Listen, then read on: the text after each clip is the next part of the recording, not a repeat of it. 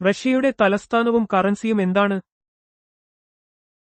തലസ്ഥാനം Moscow, currency rouble. ലോകത്തിലെ ഏറ്റവും വലിയ രാജ്യമായ റഷ്യയുടെ തലസ്ഥാനം മോസ്കോയാണ്. റഷ്യൻ ഫെഡറേഷന്റെ ഔദ്യോഗിക കറൻസി റൂബിളാണ്. റഷ്യയുടെ വിസ്തൃതിയും ലോകരാഷ്ട്രീയത്തിലെ അതിന്റെ സ്വാധീനവും ഈ വിവരങ്ങൾക്ക് പ്രാധാന്യം നൽകുന്നു. സാൻ മരീനോയുടെ തലസ്ഥാനവും കറൻസിയും ഏതാണ്? തലസ്ഥാനം സാൻ മരീനോ, കറൻസി യൂറോ. യൂറോപ്പിലെ ഏറ്റവും പഴയ പരമാധികാര റിപ്പബ്ലിക്കുകളിൽ ഒന്നാണ് സാൻ മരീനോ. ഇറ്റലിക്കുള്ളിൽ സ്ഥിതി ചെയ്യുന്ന ഈ എൻക്ലേവ് രാജ്യത്തിന്റെ തലസ്ഥാനം സാൻ മരീനോ നഗരം തന്നെയാണ്. 2002 മുതൽ യൂറോയെ കറൻസിയായി ഉപയോഗിക്കുന്നു. സെർബിയയുടെ തലസ്ഥാനവും കറൻസിയും ഏതാണ്? തലസ്ഥാനം ബെൽഗ്രേഡ്, കറൻസി ദിനാർ. സെർബിയ യൂറോപ്പിന്റെ തെക്ക് കിഴക്ക് ഭാഗത്തുള്ള ഒരു രാജ്യമാണ്. ബെൽഗ്രേഡ് നഗരം ഡാന്യൂബ്, സാവ നദികളുടെ സംഗമസ്ഥാനത്ത് സ്ഥിതി ചെയ്യുന്നു. സെർബിയൻ ദിനാറാണ് രാജ്യത്തെ ഔദ്യോഗിക കറൻസി. സ്ലോവാക് റിപ്പബ്ലിക്കിന്റെ സ്ലോവാക്യ തലസ്ഥാനവും കറൻസിയും എന്താണ്? തലസ്ഥാനം ബ്രാറ്റിസ്ലാവ, കറൻസി യൂറോ. മധ്യ യൂറോപ്പിൽ സ്ഥിതി ചെയ്യുന്ന ഒരു രാജ്യമാണ് സ്ലോവാക്യ. ഡാന്യൂബ് നദിക്കരയിലുള്ള ബ്രാറ്റിസ്ലാവ ആണ് ഇതിന്റെ തലസ്ഥാനം. 2009 ജനുവരി 1 മുതൽ സ്ലോവാക്യ യൂറോ ഔദ്യോഗിക കറൻസിയായി സ്വീകരിച്ചു. സ്ലോവേനിയയുടെ തലസ്ഥാനവും കറൻസിയും ഏതാണ്? തലസ്ഥാനം ലുബ്ലിയാന, കറൻസി യൂറോ. മധ്യ യൂറോപ്പിലെ ഒരു രാജ്യമാണ് സ്ലോവേനിയ. 2004 യൂറോപ്യൻ യൂണിയനിൽ അംഗമായ സ്ലോവേനിയ 2007 യൂറോയെ ഔദ്യോഗിക കറൻസിയായി സ്വീകരിച്ചു. ലുബ്ലിയാന നഗരം അതിന്റെ ഹരിത ഇടങ്ങൾക്കും മനോഹരമായ വാസ്തുവിദ്യയ്ക്കും പേരുകേട്ടതാണ്. സ്പെയിനിന്റെ തലസ്ഥാനവും കറൻസിയും ഏതാണ്? തലസ്ഥാനം മാഡ്രിഡ്, കറൻസി യൂറോ. സ്പെയിനിന്റെ തലസ്ഥാനമായ മാഡ്രിഡ് രാജ്യത്തിന്റെ സാമ്പത്തിക, സാംസ്കാരിക, രാഷ്ട്രീയ കേന്ദ്രമാണ്. 1999 ജനുവരി 1 യൂറോ സ്പെയിനിന്റെ ഔദ്യോഗിക കറൻസിയായി മാറി. യൂറോപ്യൻ യൂണിയനിലെ മിക്ക രാജ്യങ്ങളും യൂറോയാണ് കറൻസിയായി ഉപയോഗിക്കുന്നത്. സ്വീഡന്റെ തലസ്ഥാനവും കറൻസിയും ഏതാണ്? തലസ്ഥാനം സ്റ്റോക്ക്ഹോം, കറൻസി ക്രോണ. സ്കാൻഡിനേവിയൻ രാജ്യങ്ങളിൽ ഏറ്റവും വലുതാണ് സ്വീഡൻ. സ്റ്റോക്ക്ഹോം 14 ദ്വീപുകളിലായി വ്യാപിച്ചുകിടക്കുന്ന മനോഹരമായ ഒരു നഗരമാണ്. സ്വീഡിഷ് ക്രോണാണ് സ്വീഡന്റെ ഔദ്യോഗിക കറൻസി. സ്വിറ്റ്സർലൻഡിന്റെ തലസ്ഥാനവും കറൻസിയും എന്താണ്? തലസ്ഥാനം ബെർൺ, കറൻസി സ്വിസ് ഫ്രാങ്ക്. സ്വിറ്റ്സർലൻഡിന്റെ തലസ്ഥാനം ബെർൺ ആണ്. ലോകത്തിലെ ഏറ്റവും സ്ഥിരതയുള്ള കറൻസികളിലൊന്നായി കണക്കാക്കപ്പെടുന്ന സ്വിസ് ഫ്രാങ്ക് ആണ് ഇവിടുത്തെ ഔദ്യോഗിക കറൻസി. സാമ്പത്തിക സ്ഥിരതയ്ക്കും ഉയർന്ന ജീവിത നിലവാരത്തിനും സ്വിറ്റ്സർലൻഡ് പ്രശസ്തമാണ്. യുക്രൈനിന്റെ തലസ്ഥാനവും കറൻസിയും എന്താണ്?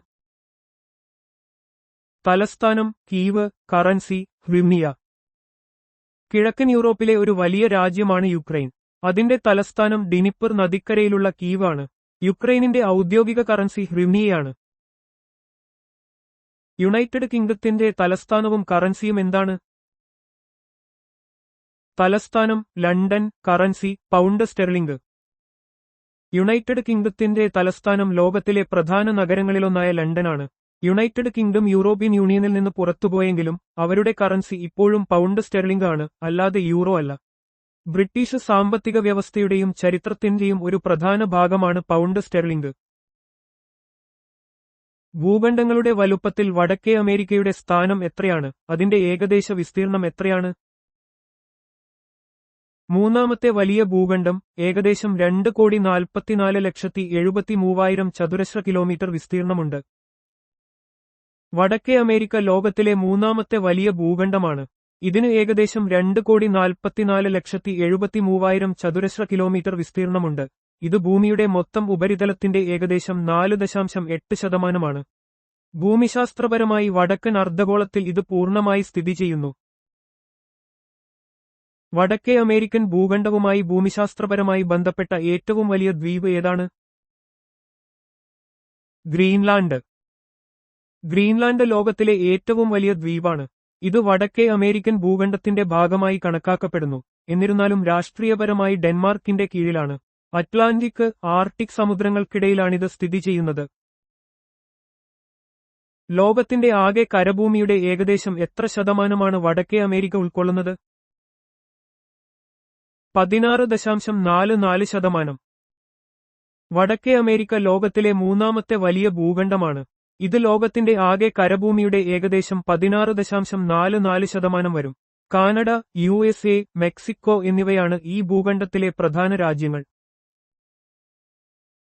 വടക്കേ അമേരിക്കയിലെ ഏറ്റവും പഴക്കം ചെന്ന ഭൗമപ്രദേശം ഏതാണ്? Canadian Lorentzian shield.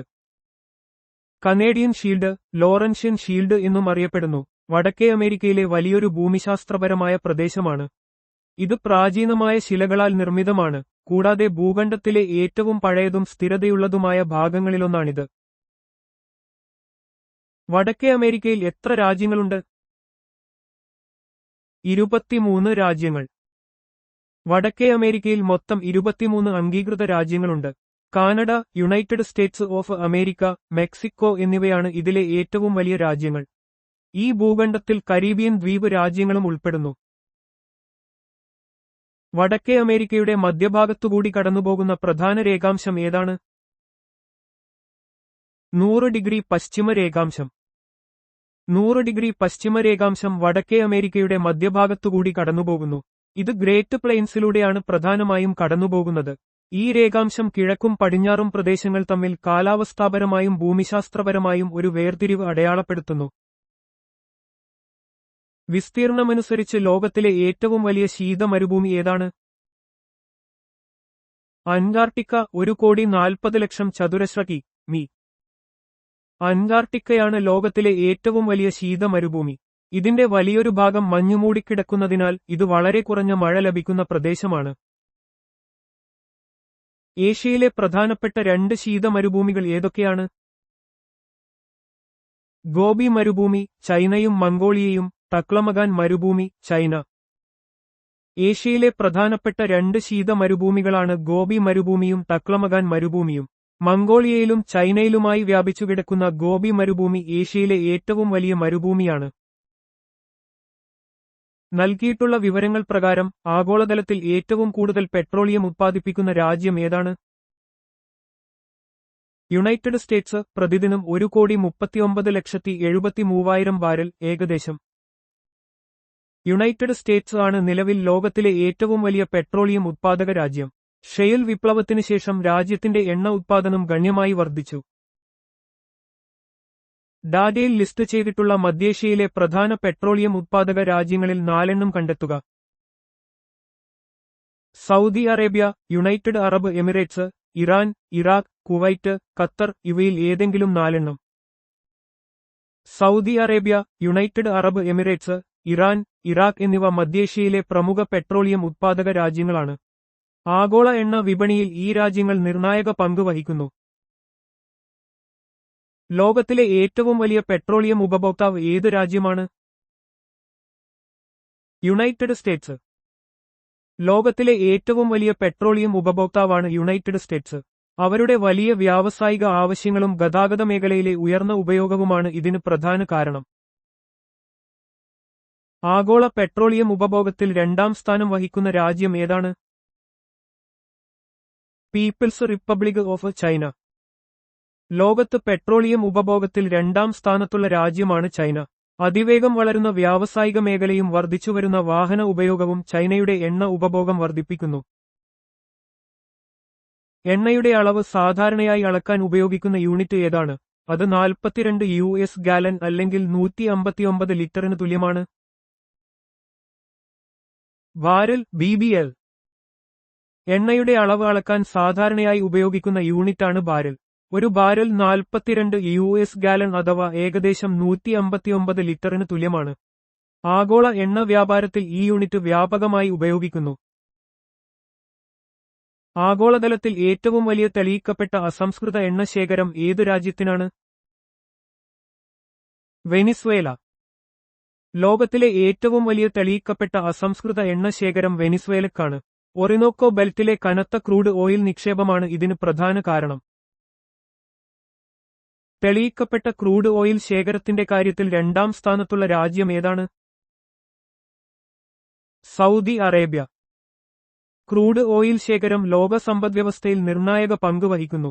തെളിയിക്കപ്പെട്ട കരുതൽ ശേഖരം പ്രൂവൻ റിസർവ്സ് എന്നത് നിലവിലുള്ള സാങ്കേതിക വിദ്യകളും സാമ്പത്തിക സാഹചര്യങ്ങളും ഉപയോഗിച്ച് ഭാവിയിൽ വേർതിരിച്ചെടുക്കാൻ സാധ്യതയുള്ള എണ്ണയുടെ അളവാണ്. ഈ റാങ്കിങ്ങുകൾ ആഗോള ഊർജ്ജ രാഷ്ട്രീയത്തിലും വിപണിയിലും വലിയ സ്വാധീനം ചെലുത്തുന്നു. എണ്ണ ശേഖരത്തിന്റെ പശ്ചാത്തലത്തിൽ MMBBL എന്ന ചുരുക്കെഴുത്ത് എന്താണ് സൂചിപ്പിക്കുന്നത്? ദശലക്ഷം ബാരലുകൾ, മില്യൺ ബാരൽസ്. ഊർജ്ജ വ്യവസായത്തിൽ എണ്ണയുടെ അളവ് സാധാരണയായി ബാരലുകളിലാണ് കണക്കാക്കുന്നത്. MMBBL എന്നത് ദശലക്ഷക്കണക്കിന് ബാരലുകൾ എന്ന് അർത്ഥമാക്കുന്നു. ഇത് എണ്ണ ശേഖരത്തിന്റെയും ഉത്പാദനത്തിന്റെയും വലിയ അളവുകളെ സൂചിപ്പിക്കാൻ ഉപയോഗിക്കുന്ന ഒരു സാധാരണ യൂണിറ്റാണ്. ഇത് ആഗോള എണ്ണ വിപണിയിലെ റിപ്പോർട്ടുകളിലും വിശകലനങ്ങളിലും വ്യാപകമായി ഉപയോഗിക്കപ്പെടുന്നു. നൽകിയിട്ടുള്ള വിവരങ്ങൾ അനുസരിച്ച് ഏറ്റവും വലിയ ക്രൂഡ് ഓയിൽ കയറ്റുമതി ചെയ്യുന്ന രാജ്യം ഏതാണ്? Saudi Arabia. സൗദി അറേബ്യ ലോകത്തിലെ ഏറ്റവും വലിയ ക്രൂഡ് ഓയിൽ കയറ്റുമതി രാജ്യങ്ങളിലൊന്നാണ്. ഈ സ്ഥാനം ആഗോള എണ്ണ വിപണിയിൽ അവർക്ക് വലിയ സ്വാധീനം നൽകുന്നു. OPEC organisation of the petroleum exporting countries പോലുള്ള അന്താരാഷ്ട്ര സംഘടനകളിൽ സൗദി അറേബ്യയുടെ പങ്ക് എണ്ണവില നിർണ്ണയിക്കുന്നതിൽ പ്രധാനമാണ്. നൽകിയിട്ടുള്ള കണക്കുകൾ പ്രകാരം ഏറ്റവും കൂടുതൽ ക്രൂഡ് ഓയിൽ കയറ്റുമതി ചെയ്യുന്ന ആദ്യ 3 രാജ്യങ്ങൾ ഏതെല്ലാമാണ്? Saudi Arabia, Russia, Iraq. Saudi Arabia, Russia, Iraq എന്നിവ ആഗോള ക്രൂഡ് ഓയിൽ കയറ്റുമതിയിലെ പ്രധാന രാജ്യങ്ങളാണ്. ഈ രാജ്യങ്ങളുടെ ഉത്പാദനവും കയറ്റുമതി നയങ്ങളും ആഗോള എണ്ണ വിതരണത്തെയും വിലയെയും നേരിട്ട് ബാധിക്കുന്നു. അന്താരാഷ്ട്ര രാഷ്ട്രീയത്തിലും സാമ്പത്തിക ബന്ധങ്ങളിലും ഇവയ്ക്ക് നിർണായക സ്ഥാനമുണ്ട്. നൽകിയിട്ടുള്ള വിവരങ്ങൾ അനുസരിച്ച് ഏറ്റവും വലിയ ക്രൂഡ് ഓയിൽ ഇറക്കുമതി ചെയ്യുന്ന രാജ്യം ഏതാണ്? United States. യുണൈറ്റഡ് സ്റ്റേറ്റ്സ് ലോകത്തിലെ ഏറ്റവും വലിയ ക്രൂഡ് ഓയിൽ ഇറക്കുമതി ചെയ്യുന്ന രാജ്യങ്ങളിലൊന്നാണ്. വ്യാവസായിക ആവശ്യങ്ങൾക്കും ഗതാഗതത്തിനും ഊർജ്ജത്തിനുമായി അവർക്ക് വലിയ അളവിൽ എണ്ണ ആവശ്യമാണ്. ഇത് ആഗോള എണ്ണ വിപണിയിലെ ആവശ്യകതയെ കാര്യമായി സ്വാധീനിക്കുന്നു. നൽകിയിട്ടുള്ള കണക്കുകൾ പ്രകാരം ഏറ്റവും കൂടുതൽ ക്രൂഡ് ഓയിൽ ഇറക്കുമതി ചെയ്യുന്ന ആദ്യ 3 രാജ്യങ്ങൾ ഏതെല്ലാമാണ്? United States, China, India. United States, China, India എന്നിവയാണ് ലോകത്തിലെ പ്രധാന ക്രൂഡ് ഓയിൽ ഇറക്കുമതി രാജ്യങ്ങൾ. ഇവയുടെ വർദ്ധിച്ചുവരുന്ന ഊർജ്ജ ആവശ്യകത ആഗോള എണ്ണ വിപണിയിൽ വലിയ സ്വാധീനം ചെലുത്തുന്നു. ഈ രാജ്യങ്ങളുടെ സാമ്പത്തിക വളർച്ചയും വ്യാവസായിക വികാസവും എണ്ണയുടെ ഡിമാൻഡ് വർദ്ധിപ്പിക്കുന്നു. നൽകിയിരിക്കുന്ന വിവരങ്ങൾ അനുസരിച്ച് ബോക്സൈറ്റിന്റെ ഏറ്റവും വലിയ ഉത്പാദക രാജ്യം ഏതാണ്? ഓസ്ട്രേലിയ. ഓസ്ട്രേലിയ ലോകത്തിലെ ഏറ്റവും വലിയ ബോക്സൈറ്റ് ഉത്പാദക രാജ്യമാണ്. അലുമിനിയത്തിന്റെ പ്രധാന അയിരാണ് ബോക്സൈറ്റ്. ഓസ്ട്രേലിയയുടെ വിപുലമായ ബോക്സൈറ്റ് ശേഖരം അലുമിനിയം വ്യവസായത്തിന് ലോകമെമ്പാടും ഒരു പ്രധാന വിഭവ സ്രോതസ്സാണ്. നൽകിയിരിക്കുന്ന വിവരങ്ങൾ അനുസരിച്ച് ബോക്സൈറ്റിന്റെ പ്രധാന ഉത്പാദക രാജ്യങ്ങൾ ഏതെല്ലാമാണ്? ഓസ്ട്രേലിയയും ചൈനീസ് ജനകീയ റിപ്പബ്ലിക്കും. ബോക്സൈറ്റ് ഉത്പാദനത്തിൽ ഓസ്ട്രേലിയയും ചൈനീസ് ജനകീയ റിപ്പബ്ലിക്കുമാണ് മുന്നിൽ നിൽക്കുന്നത്. ഈ 2 രാജ്യങ്ങളും ആഗോള ബോക്സൈറ്റ് വിപണിയിൽ വലിയ പങ്ക് വഹിക്കുന്നു. ഇത് അലുമിനിയം വ്യവസായത്തിന് അസംസ്കൃത വസ്തുക്കൾ നൽകുന്നതിൽ നിർണായകമാണ്.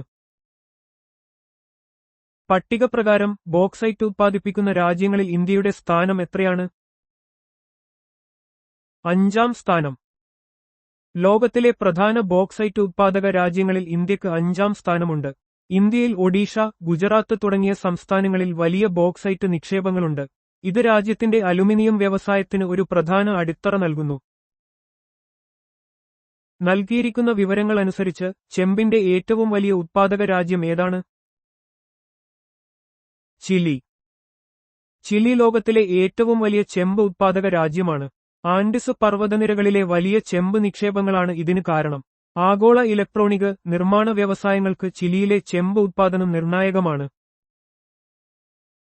നൽകിയിട്ടുള്ള പട്ടിക പ്രകാരം ആഗോള ചെമ്പ് ഉൽപ്പാദനത്തിൽ 2ാം സ്ഥാനം വഹിക്കുന്ന രാജ്യം ഏതാണ്? People's Republic of China. China ലോകത്തിലെ ഏറ്റവും വലിയ ലോഹോൽപാദക രാജ്യങ്ങളിലൊന്നാണ്. ഇത് ആഗോള ചെമ്പ് ഉൽപ്പാദനത്തിൽ 2ാം സ്ഥാനത്ത് വരുന്നു. വ്യവസായ ആവശ്യങ്ങൾക്കും നിർമ്മാണ മേഖലയ്ക്കും ചെമ്പ് അത്യന്താപേക്ഷിതമാണ്. നൽകിയിട്ടുള്ള വിവരങ്ങൾ പ്രകാരം ഏറ്റവും കൂടുതൽ ചെമ്പ് ഉൽപ്പാദിപ്പിക്കുന്ന ആദ്യ 3 രാജ്യങ്ങൾ ഏതെല്ലാം? Chile, People's Republic of China, Peru.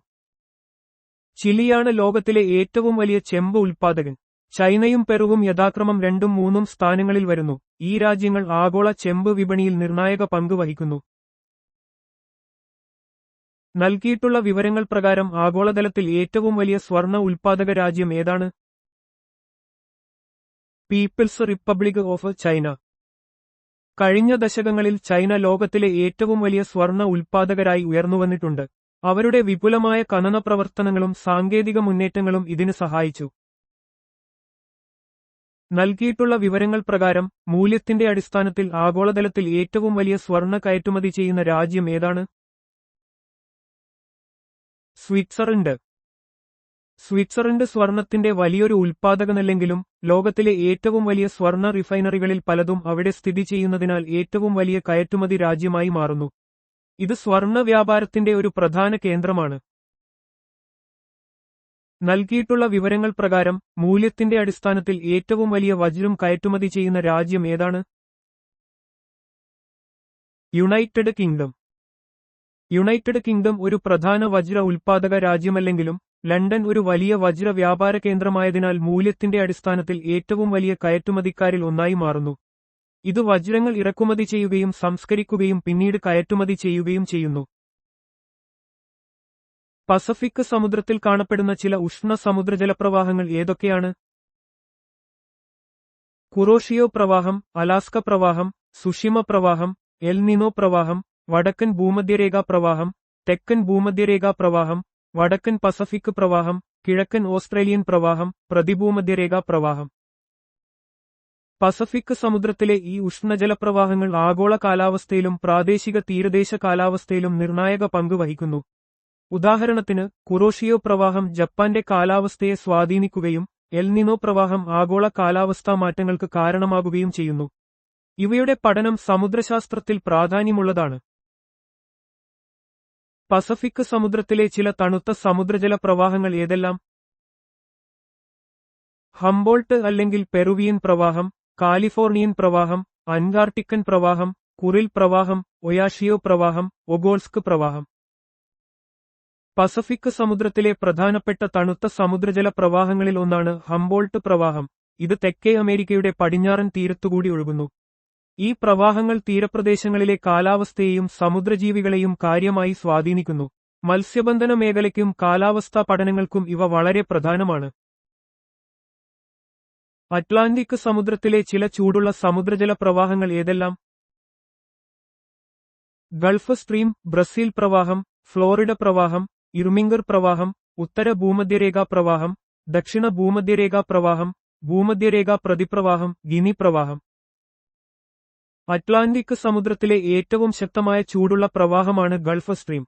ഇത് വടക്കേ അമേരിക്കയുടെ കിഴക്കൻ തീരത്തുനിന്ന് യൂറോപ്പിലേക്ക് ചൂട് എത്തിക്കുകയും യൂറോപ്പിലെ കാലാവസ്ഥയെ മിതമാക്കുകയും ചെയ്യുന്നു. ഈ പ്രവാഹങ്ങൾ സമുദ്രത്തിലെ താപനില വിതരണത്തിൽ നിർണായക പങ്ക് വഹിക്കുന്നു. അറ്റ്ലാന്റിക് സമുദ്രത്തിൽ കാണപ്പെടുന്ന ചില തണുത്ത സമുദ്രജല പ്രവാഹങ്ങൾ ഏതെല്ലാം? കാനറി പ്രവാഹം, ബെൻഗ്വേല പ്രവാഹം, ലാബ്രഡോർ പ്രവാഹം, ഫോക്ലാൻഡ് പ്രവാഹം, കിഴക്കൻ ഗ്രീൻലാൻഡ് പ്രവാഹം, അന്റാർട്ടിക്കൻ പ്രവാഹം. അറ്റ്ലാന്റിക് സമുദ്രത്തിലെ തണുത്ത പ്രവാഹങ്ങൾ ധ്രുവപ്രദേശങ്ങളിൽ നിന്നോ ഉയർന്ന അക്ഷാംശങ്ങളിൽ നിന്നോ ഉത്ഭവിക്കുകയും താഴ്ന്ന അക്ഷാംശങ്ങളിലേക്ക് തണുത്ത ജലം എത്തിക്കുകയും ചെയ്യുന്നു. ഉദാഹരണത്തിന്, ലാബ്രഡോർ പ്രവാഹം വടക്കേ അമേരിക്കയുടെ കിഴക്കൻ തീരത്ത് മഞ്ഞുപാളികൾ കൊണ്ടുവരുന്നു. ഈ പ്രവാഹങ്ങൾ പ്രാദേശിക കാലാവസ്ഥയെയും സമുദ്രത്തിലെ ആവാസവ്യവസ്ഥയെയും സാരമായി ബാധിക്കുന്നു. ഇന്ത്യൻ മഹാസമുദ്രത്തിലെ സ്ഥിരമായ ചൂടുള്ള സമുദ്രജല പ്രവാഹങ്ങൾ ഏതെല്ലാം? മൊസാംബിക് പ്രവാഹം, അഗുൾഹാസ് പ്രവാഹം, ദക്ഷിണ ഭൂമധ്യരേഖാ പ്രവാഹം. ഇന്ത്യൻ മഹാസമുദ്രത്തിലെ ഈ ചൂടുള്ള പ്രവാഹങ്ങൾ സമുദ്രത്തിലെ താപനില ക്രമീകരിക്കുന്നതിലും മൺസൂൺ പോലുള്ള കാലാവസ്ഥാ പ്രതിഭാസങ്ങളെ സ്വാധീനിക്കുന്നതിലും പ്രധാന പങ്ക് വഹിക്കുന്നു. ദക്ഷിണ ഭൂമധ്യരേഖാ പ്രവാഹത്തിന്റെ ശാഖകളാണ് മൊസാംബിക് പ്രവാഹവും അഗുൾഹാസ് പ്രവാഹവും. ഇന്ത്യൻ മഹാസമുദ്രത്തിലെ സ്ഥിരമായ തണുത്ത സമുദ്രജല പ്രവാഹങ്ങൾ ഏതെല്ലാം? പശ്ചിമവാത പ്രവാഹം, പശ്ചിമ ഓസ്ട്രേലിയൻ പ്രവാഹം. ഇന്ത്യൻ മഹാസമുദ്രത്തിലെ തണുത്ത പ്രവാഹങ്ങളിൽ പ്രധാനമാണ് പശ്ചിമവാത പ്രവാഹം. ഇത് അന്റാർട്ടിക്കയ്ക്ക് ചുറ്റും പടിഞ്ഞാറ് നിന്ന് കിഴക്കോട്ടാണ് ഒഴുകുന്നത്. ഇതിന്റെ ഒരു ശാഖയാണ് പശ്ചിമ ഓസ്ട്രേലിയൻ പ്രവാഹം. ഇത് ഓസ്ട്രേലിയയുടെ പടിഞ്ഞാറൻ തീരത്തുകൂടി ഒഴുകുന്നു. ഈ പ്രവാഹങ്ങൾ തീരപ്രദേശങ്ങളിലെ കാലാവസ്ഥയെയും സമുദ്രജീവികളെയും സ്വാധീനിക്കുന്നു. ഇന്ത്യൻ മഹാസമുദ്രത്തിലെ വേനൽക്കാല മൺസൂൺ പ്രവാഹങ്ങളുടെയും ശൈത്യകാല മൺസൂൺ പ്രവാഹങ്ങളുടെയും സവിശേഷതകൾ വിവരിക്കുക. ഇന്ത്യൻ മഹാസമുദ്രത്തിലെ വേനൽക്കാല മൺസൂൺ പ്രവാഹം ചൂടുള്ളതും അസ്ഥിരവുമാണ്, എന്നാൽ ശൈത്യകാല മൺസൂൺ പ്രവാഹം തണുത്തതും അസ്ഥിരവുമാണ്. ഇന്ത്യൻ മഹാസമുദ്രത്തിലെ മൺസൂൺ പ്രവാഹങ്ങൾ ഋതുക്കൾക്കനുസരിച്ച് ദിശ മാറുന്നവയാണ്. വേനൽക്കാലത്ത് തെക്കുപടിഞ്ഞാറൻ മൺസൂൺ കാറ്റുകൾ ചൂടുള്ള പ്രവാഹങ്ങൾക്ക് കാരണമാകുമ്പോൾ ശൈത്യകാലത്ത് വടക്കുകിഴക്കൻ മൺസൂൺ കാറ്റുകൾ തണുത്ത പ്രവാഹങ്ങൾക്ക് രൂപം നൽകുന്നു. ഈ പ്രതിഭാസം ഇന്ത്യൻ ഉപഭൂഖണ്ഡത്തിലെയും സമീപ പ്രദേശങ്ങളിലെയും കാലാവസ്ഥയെയും മഴ ലഭ്യതയെയും സാരമായി സ്വാധീനിക്കുന്നു. സമുദ്രജലത്തിന്റെ ഉയർച്ച താഴ്ചകളായ വേലിയേറ്റങ്ങൾക്കും വേലിയിറക്കങ്ങൾക്കും കാരണമാകുന്ന പ്രതിഭാസം എന്താണ്? സൂര്യന്റെയും ചന്ദ്രന്റെയും ഗുരുത്വാകർഷണ ബലമാണ് വേലിയേറ്റങ്ങൾക്കും വേലിയിറക്കങ്ങൾക്കും കാരണം. ഭൂമിയിലെ ജലത്തിന്റെ വേലിയേറ്റങ്ങൾക്കും വേലിയിറക്കങ്ങൾക്കും പ്രധാന കാരണം സൂര്യന്റെയും ചന്ദ്രന്റെയും ഗുരുത്വാകർഷണ ബലമാണ്. ഭൂമിയും ചന്ദ്രനും സൂര്യനും തമ്മിലുള്ള സ്ഥാന വ്യത്യാസങ്ങൾക്കനുസരിച്ച് ഈ ബലത്തിന്റെ സ്വാധീനം മാറുകയും സമുദ്രജലം ഉയരുകയും താഴുകയും ചെയ്യുന്നു. ഇത് സമുദ്രതീരപ്രദേശങ്ങളിലെ ആവാസവ്യവസ്ഥയെയും കപ്പൽ ഗതാഗതത്തെയും സ്വാധീനിക്കുന്നു. സൂര്യനെ അപേക്ഷിച്ച് ചന്ദ്രന് ഭൂമിയിൽ കൂടുതൽ വേലിയേറ്റമുണ്ടാക്കാനുള്ള കഴിവുള്ളത് എന്തുകൊണ്ട്? ചന്ദ്രൻ ഭൂമിയോട് വളരെ അടുത്തായതുകൊണ്ട് സൂര്യന്റേതിനേക്കാൾ ഇരട്ടി വേലിയേറ്റമുണ്ടാക്കാനുള്ള കഴിവ് ചന്ദ്രനുണ്ട്. ഗുരുത്വാകർഷണ ബലം ദൂരത്തെ ആശ്രയിച്ചിരിക്കുന്നു. ദൂരം കുറയുന്നതിനനുസരിച്ച് ബലം വർദ്ധിക്കും. ചന്ദ്രന്റെ പിണ്ഡം സൂര്യനെ അപേക്ഷിച്ച് വളരെ കുറവാണെങ്കിലും ഭൂമിയുമായുള്ള അതിന്റെ സാമീപ്യം കാരണം വേലിയേറ്റമുണ്ടാക്കുന്നതിൽ സൂര്യനേക്കാൾ ഇരട്ടി സ്വാധീനം ചെലുത്തുന്നു. ഇത് ഭൂമിയുടെ ഉപരിതലത്തിലെ ജലത്തിന്റെ ചലനങ്ങളെ കാര്യമായി ബാധിക്കുന്നു. ഉയർന്ന വേലിയേറ്റങ്ങൾ അഥവാ വാവ് വേലിയേറ്റങ്ങൾ സ്പ്രിംഗ് ടൈഡ്സ് എപ്പോഴാണ് സംഭവിക്കുന്നത്? പൗർണമിയിലും അമാവാസിയിലും ചന്ദ്രനും സൂര്യനും ഭൂമിയും ഒരേ നേർരേഖയിൽ വരുമ്പോഴാണ് ഉയർന്ന വേലിയേറ്റങ്ങൾ ഉണ്ടാകുന്നത്. സൂര്യന്റെയും ചന്ദ്രന്റെയും ഗുരുത്വാകർഷണ ബലങ്ങൾ ഒരുമിച്ച് പ്രവർത്തിക്കുമ്പോഴാണ് വാവ് വേലിയേറ്റങ്ങൾ അഥവാ സ്പ്രിംഗ് ടൈഡുകൾ സംഭവിക്കുന്നത്. ഇത് പൗർണമി, അമാവാസി ദിവസങ്ങളിൽ 3 ആകാശഗോളങ്ങളും ഒരേ നേർരേഖയിൽ വരുമ്പോൾ സമുദ്രജലം സാധാരണയേക്കാൾ കൂടുതൽ ഉയരാനും താഴാനും കാരണമാകുന്നു. ഇത് തീരപ്രദേശങ്ങളിലെ ജലനിരപ്പിൽ വലിയ മാറ്റങ്ങൾ സൃഷ്ടിക്കുന്നു. താഴ്ന്ന വേലിയേറ്റങ്ങൾ അഥവാ സപ്തമി വേലിയേറ്റങ്ങൾ നാപ് ടൈഡ്സ് എപ്പോഴാണ് സംഭവിക്കുന്നത്? പൗർണമി ഘട്ടത്തിന്റെയും അമാവാസി ഘട്ടത്തിന്റെയും 7ാം അല്ലെങ്കിൽ 8ാം ദിവസങ്ങളിലാണ് താഴ്ന്ന വേലിയേറ്റങ്ങൾ സംഭവിക്കുന്നത്. അപ്പോൾ ചന്ദ്രനും സൂര്യനും ഭൂമിയുടെ കേന്ദ്രവുമായി ഒരു ലംബകോൺ റൈറ്റ് ആംഗിൾ ഉണ്ടാക്കുന്നു. സൂര്യന്റെയും ചന്ദ്രന്റെയും ഗുരുത്വാകർഷണ ബലങ്ങൾ പരസ്പരം ലംബമായി പ്രവർത്തിക്കുമ്പോഴാണ് സപ്തമി വേലിയേറ്റങ്ങൾ അഥവാ നീപ് ടൈഡുകൾ ഉണ്ടാകുന്നത്. ഇത് പൗർണമി, അമാവാസിക്ക് ശേഷമുള്ള 7ാം അല്ലെങ്കിൽ 8ാം ദിവസങ്ങളിൽ സംഭവിക്കുന്നു. ഈ ദിവസങ്ങളിൽ വേലിയേറ്റങ്ങൾ സാധാരണയേക്കാൾ കുറഞ്ഞ ഉയരത്തിലും വേലിയിറക്കങ്ങൾ സാധാരണയേക്കാൾ കൂടിയ താഴ്ചയിലുമായിരിക്കും. ഒരു പ്രത്യേക സ്ഥലത്ത് സാധാരണയായി എത്ര തവണ വേലിയേറ്റങ്ങൾ സംഭവിക്കുന്നു? അവയുടെ പ്രധാന കാരണങ്ങൾ എന്തൊക്കെയാണ്? ഒരു സ്ഥലത്ത് സാധാരണയായി ഒരു ദിവസം 2 തവണ വേലിയേറ്റങ്ങൾ സംഭവിക്കുന്നു. ഒന്ന് ചന്ദ്രന്റെ ഗുരുത്വാകർഷണ ബലം മൂലവും മറ്റേത് ഭൂമിയുടെ അപകേന്ദ്രബലം മൂലവുമാണ്. വേലിയേറ്റങ്ങൾ പ്രധാനമായും ചന്ദ്രന്റെയും സൂര്യന്റെയും ഗുരുത്വാകർഷണ ബലവും ഭൂമിയുടെ ഭ്രമണം മൂലമുണ്ടാകുന്ന അപകേന്ദ്രബലവുമാണ് ഉണ്ടാക്കുന്നത്. മിക്ക സ്ഥലങ്ങളിലും പ്രതിദിനം 2 വേലിയേറ്റങ്ങളും 2 വേലിയിറക്കങ്ങളും അനുഭവപ്പെടാറുണ്ട്. ഈ പ്രതിഭാസം സമുദ്രജലനിരപ്പിൽ പതിവായ ഏറ്റക്കുറച്ചിലുകൾക്ക് കാരണമാകുന്നു. ഇംഗ്ലണ്ടിന്റെ തെക്കൻ തീരത്തുള്ള ഏത് നഗരത്തിലാണ് പ്രതിദിനം 4 വേലിയേറ്റങ്ങൾ അനുഭവപ്പെടുന്നത്? ഈ പ്രതിഭാസത്തിന് കാരണം എന്താണ്? ഇംഗ്ലണ്ടിന്റെ തെക്കൻ തീരത്തുള്ള സതാംപ്ടണിൽ പ്രതിദിനം 4 വേലിയേറ്റങ്ങൾ അനുഭവപ്പെടുന്നു. കാരണം നോർത്ത് സീയിൽ നിന്നും ഇംഗ്ലീഷ് ചാനലിൽ നിന്നും ഓരോ തവണയും 2 വേലിയേറ്റങ്ങൾ വരുന്നു. സാധാരണയായി ഒരു സ്ഥലത്ത് പ്രതിദിനം 2 വേലിയേറ്റങ്ങൾ ഉണ്ടാകുമ്പോൾ സതാംപ്ടൺ പോലുള്ള ചില പ്രദേശങ്ങളിൽ സങ്കീർണമായ ഭൂമിശാസ്ത്രപരമായ പ്രത്യേകതകൾ കാരണം 4 വേലിയേറ്റങ്ങൾ വരെ അനുഭവപ്പെടാം. നോർത്ത് സീ, ഇംഗ്ലീഷ് ചാനൽ എന്നിവിടങ്ങളിൽ നിന്നുള്ള വേലിയേറ്റ തരംഗങ്ങൾ ഒത്തുചേരുന്നതാണ് ഇവിടെ ഈ പ്രതിഭാസത്തിന് കാരണം. ഇത് അവിടുത്തെ കടൽഗതാഗതത്തിനും തുറമുഖ പ്രവർത്തനങ്ങൾക്കും വലിയ പ്രാധാന്യമുള്ളതാണ്. ഏറ്റവും കുറഞ്ഞതും കൂടിയതുമായ വാർഷിക സമുദ്രോപരിതല താപനില സാധാരണയായി എപ്പോഴാണ് രേഖപ്പെടുത്തുന്നത്? ഏറ്റവും കുറഞ്ഞ വാർഷിക സമുദ്ര താപനില ഫെബ്രുവരിയിലും ഏറ്റവും കൂടിയത് ഓഗസ്റ്റിലുമാണ് രേഖപ്പെടുത്തുന്നത്. സമുദ്രോപരിതല താപനില സാധാരണയായി കരയിലെ താപനിലയേക്കാൾ സാവധാനത്തിൽ പ്രതികരിക്കുന്നു. ഫെബ്രുവരിയിൽ ശൈത്യകാലത്തിന്റെ പാരമ്യം കഴിഞ്ഞ ഉടനെയും ഓഗസ്റ്റിൽ വേനൽക്കാല താപനിലയുടെ സ്വാധീനം പരമാവധിയിൽ എത്തുമ്പോഴുമാണ് ഈ താപനില വ്യതിയാനങ്ങൾ കാണപ്പെടുന്നത്. ഇത് സമുദ്രജലത്തിന്റെ വലിയ താപനില സംഭരണ ശേഷിയെ സൂചിപ്പിക്കുന്നു. സമുദ്രോപരിതലത്തിലെ ഏകദേശ ശരാശരി പ്രതിദിന താപനം എത്രയാണ്? സമുദ്രോപരിതലത്തിലെ ശരാശരി പ്രതിദിന താപനം വളരെ കുറവാണ്, ഏകദേശം 1 ഡിഗ്രി സെൽഷ്യസ്. സമുദ്രജലത്തിന് ഉയർന്ന താപധാരിതയുള്ളതിനാൽ അതിന്റെ താപനിലയിൽ പെട്ടെന്ന് വലിയ മാറ്റങ്ങൾ ഉണ്ടാകില്ല. ഒരു ദിവസം ശരാശരി 1 ഡിഗ്രി സെൽഷ്യസ് മാത്രമാണ് സമുദ്രോപരിതലത്തിന് താപനം സംഭവിക്കുന്നത്. ഇത് ആഗോള കാലാവസ്ഥാ ക്രമീകരണത്തിൽ സമുദ്രങ്ങളുടെ പങ്ക് എത്ര വലുതാണെന്ന് വ്യക്തമാക്കുന്നു, കാരണം അവ വലിയ അളവിൽ താപം ആഗിരണം ചെയ്യുകയും സംഭരിക്കുകയും ചെയ്യുന്നു.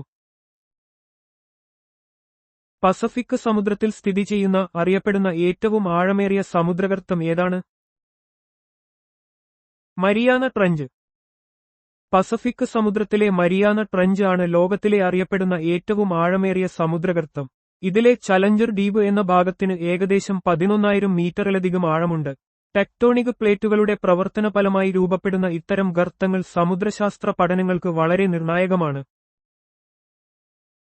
അറ്റ്ലാന്റിക് സമുദ്രത്തിൽ സ്ഥിതി ചെയ്യുന്ന പ്രധാന സമുദ്രഗർത്തം ഏതാണ്?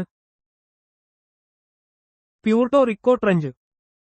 അറ്റ്ലാന്റിക് സമുദ്രത്തിലെ ഏറ്റവും ആഴമേറിയ ഭാഗമാണ് പ്യൂർട്ടോ റിക്കോ ട്രഞ്ച്. ഇത് അറ്റ്ലാന്റിക് സമുദ്രത്തിന്റെ വടക്കുകിഴക്കൻ ഭാഗത്താണ് സ്ഥിതി ചെയ്യുന്നത്.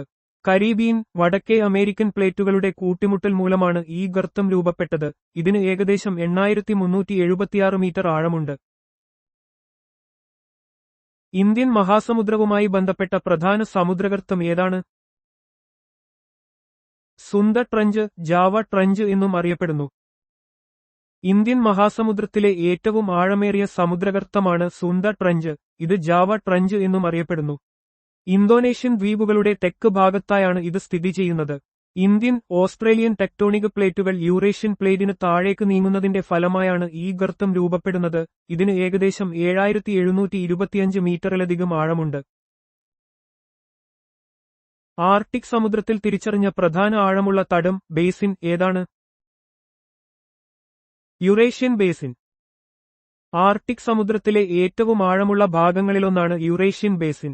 ലിത്വാനിയൻ റിഡ്ജ് എന്ന സമുദ്രാന്തർ പർവ്വതനിരയാണ് ഇതിനെ ആർട്ടിക് ബേസിനിൽ നിന്ന് വേർതിരിക്കുന്നത്.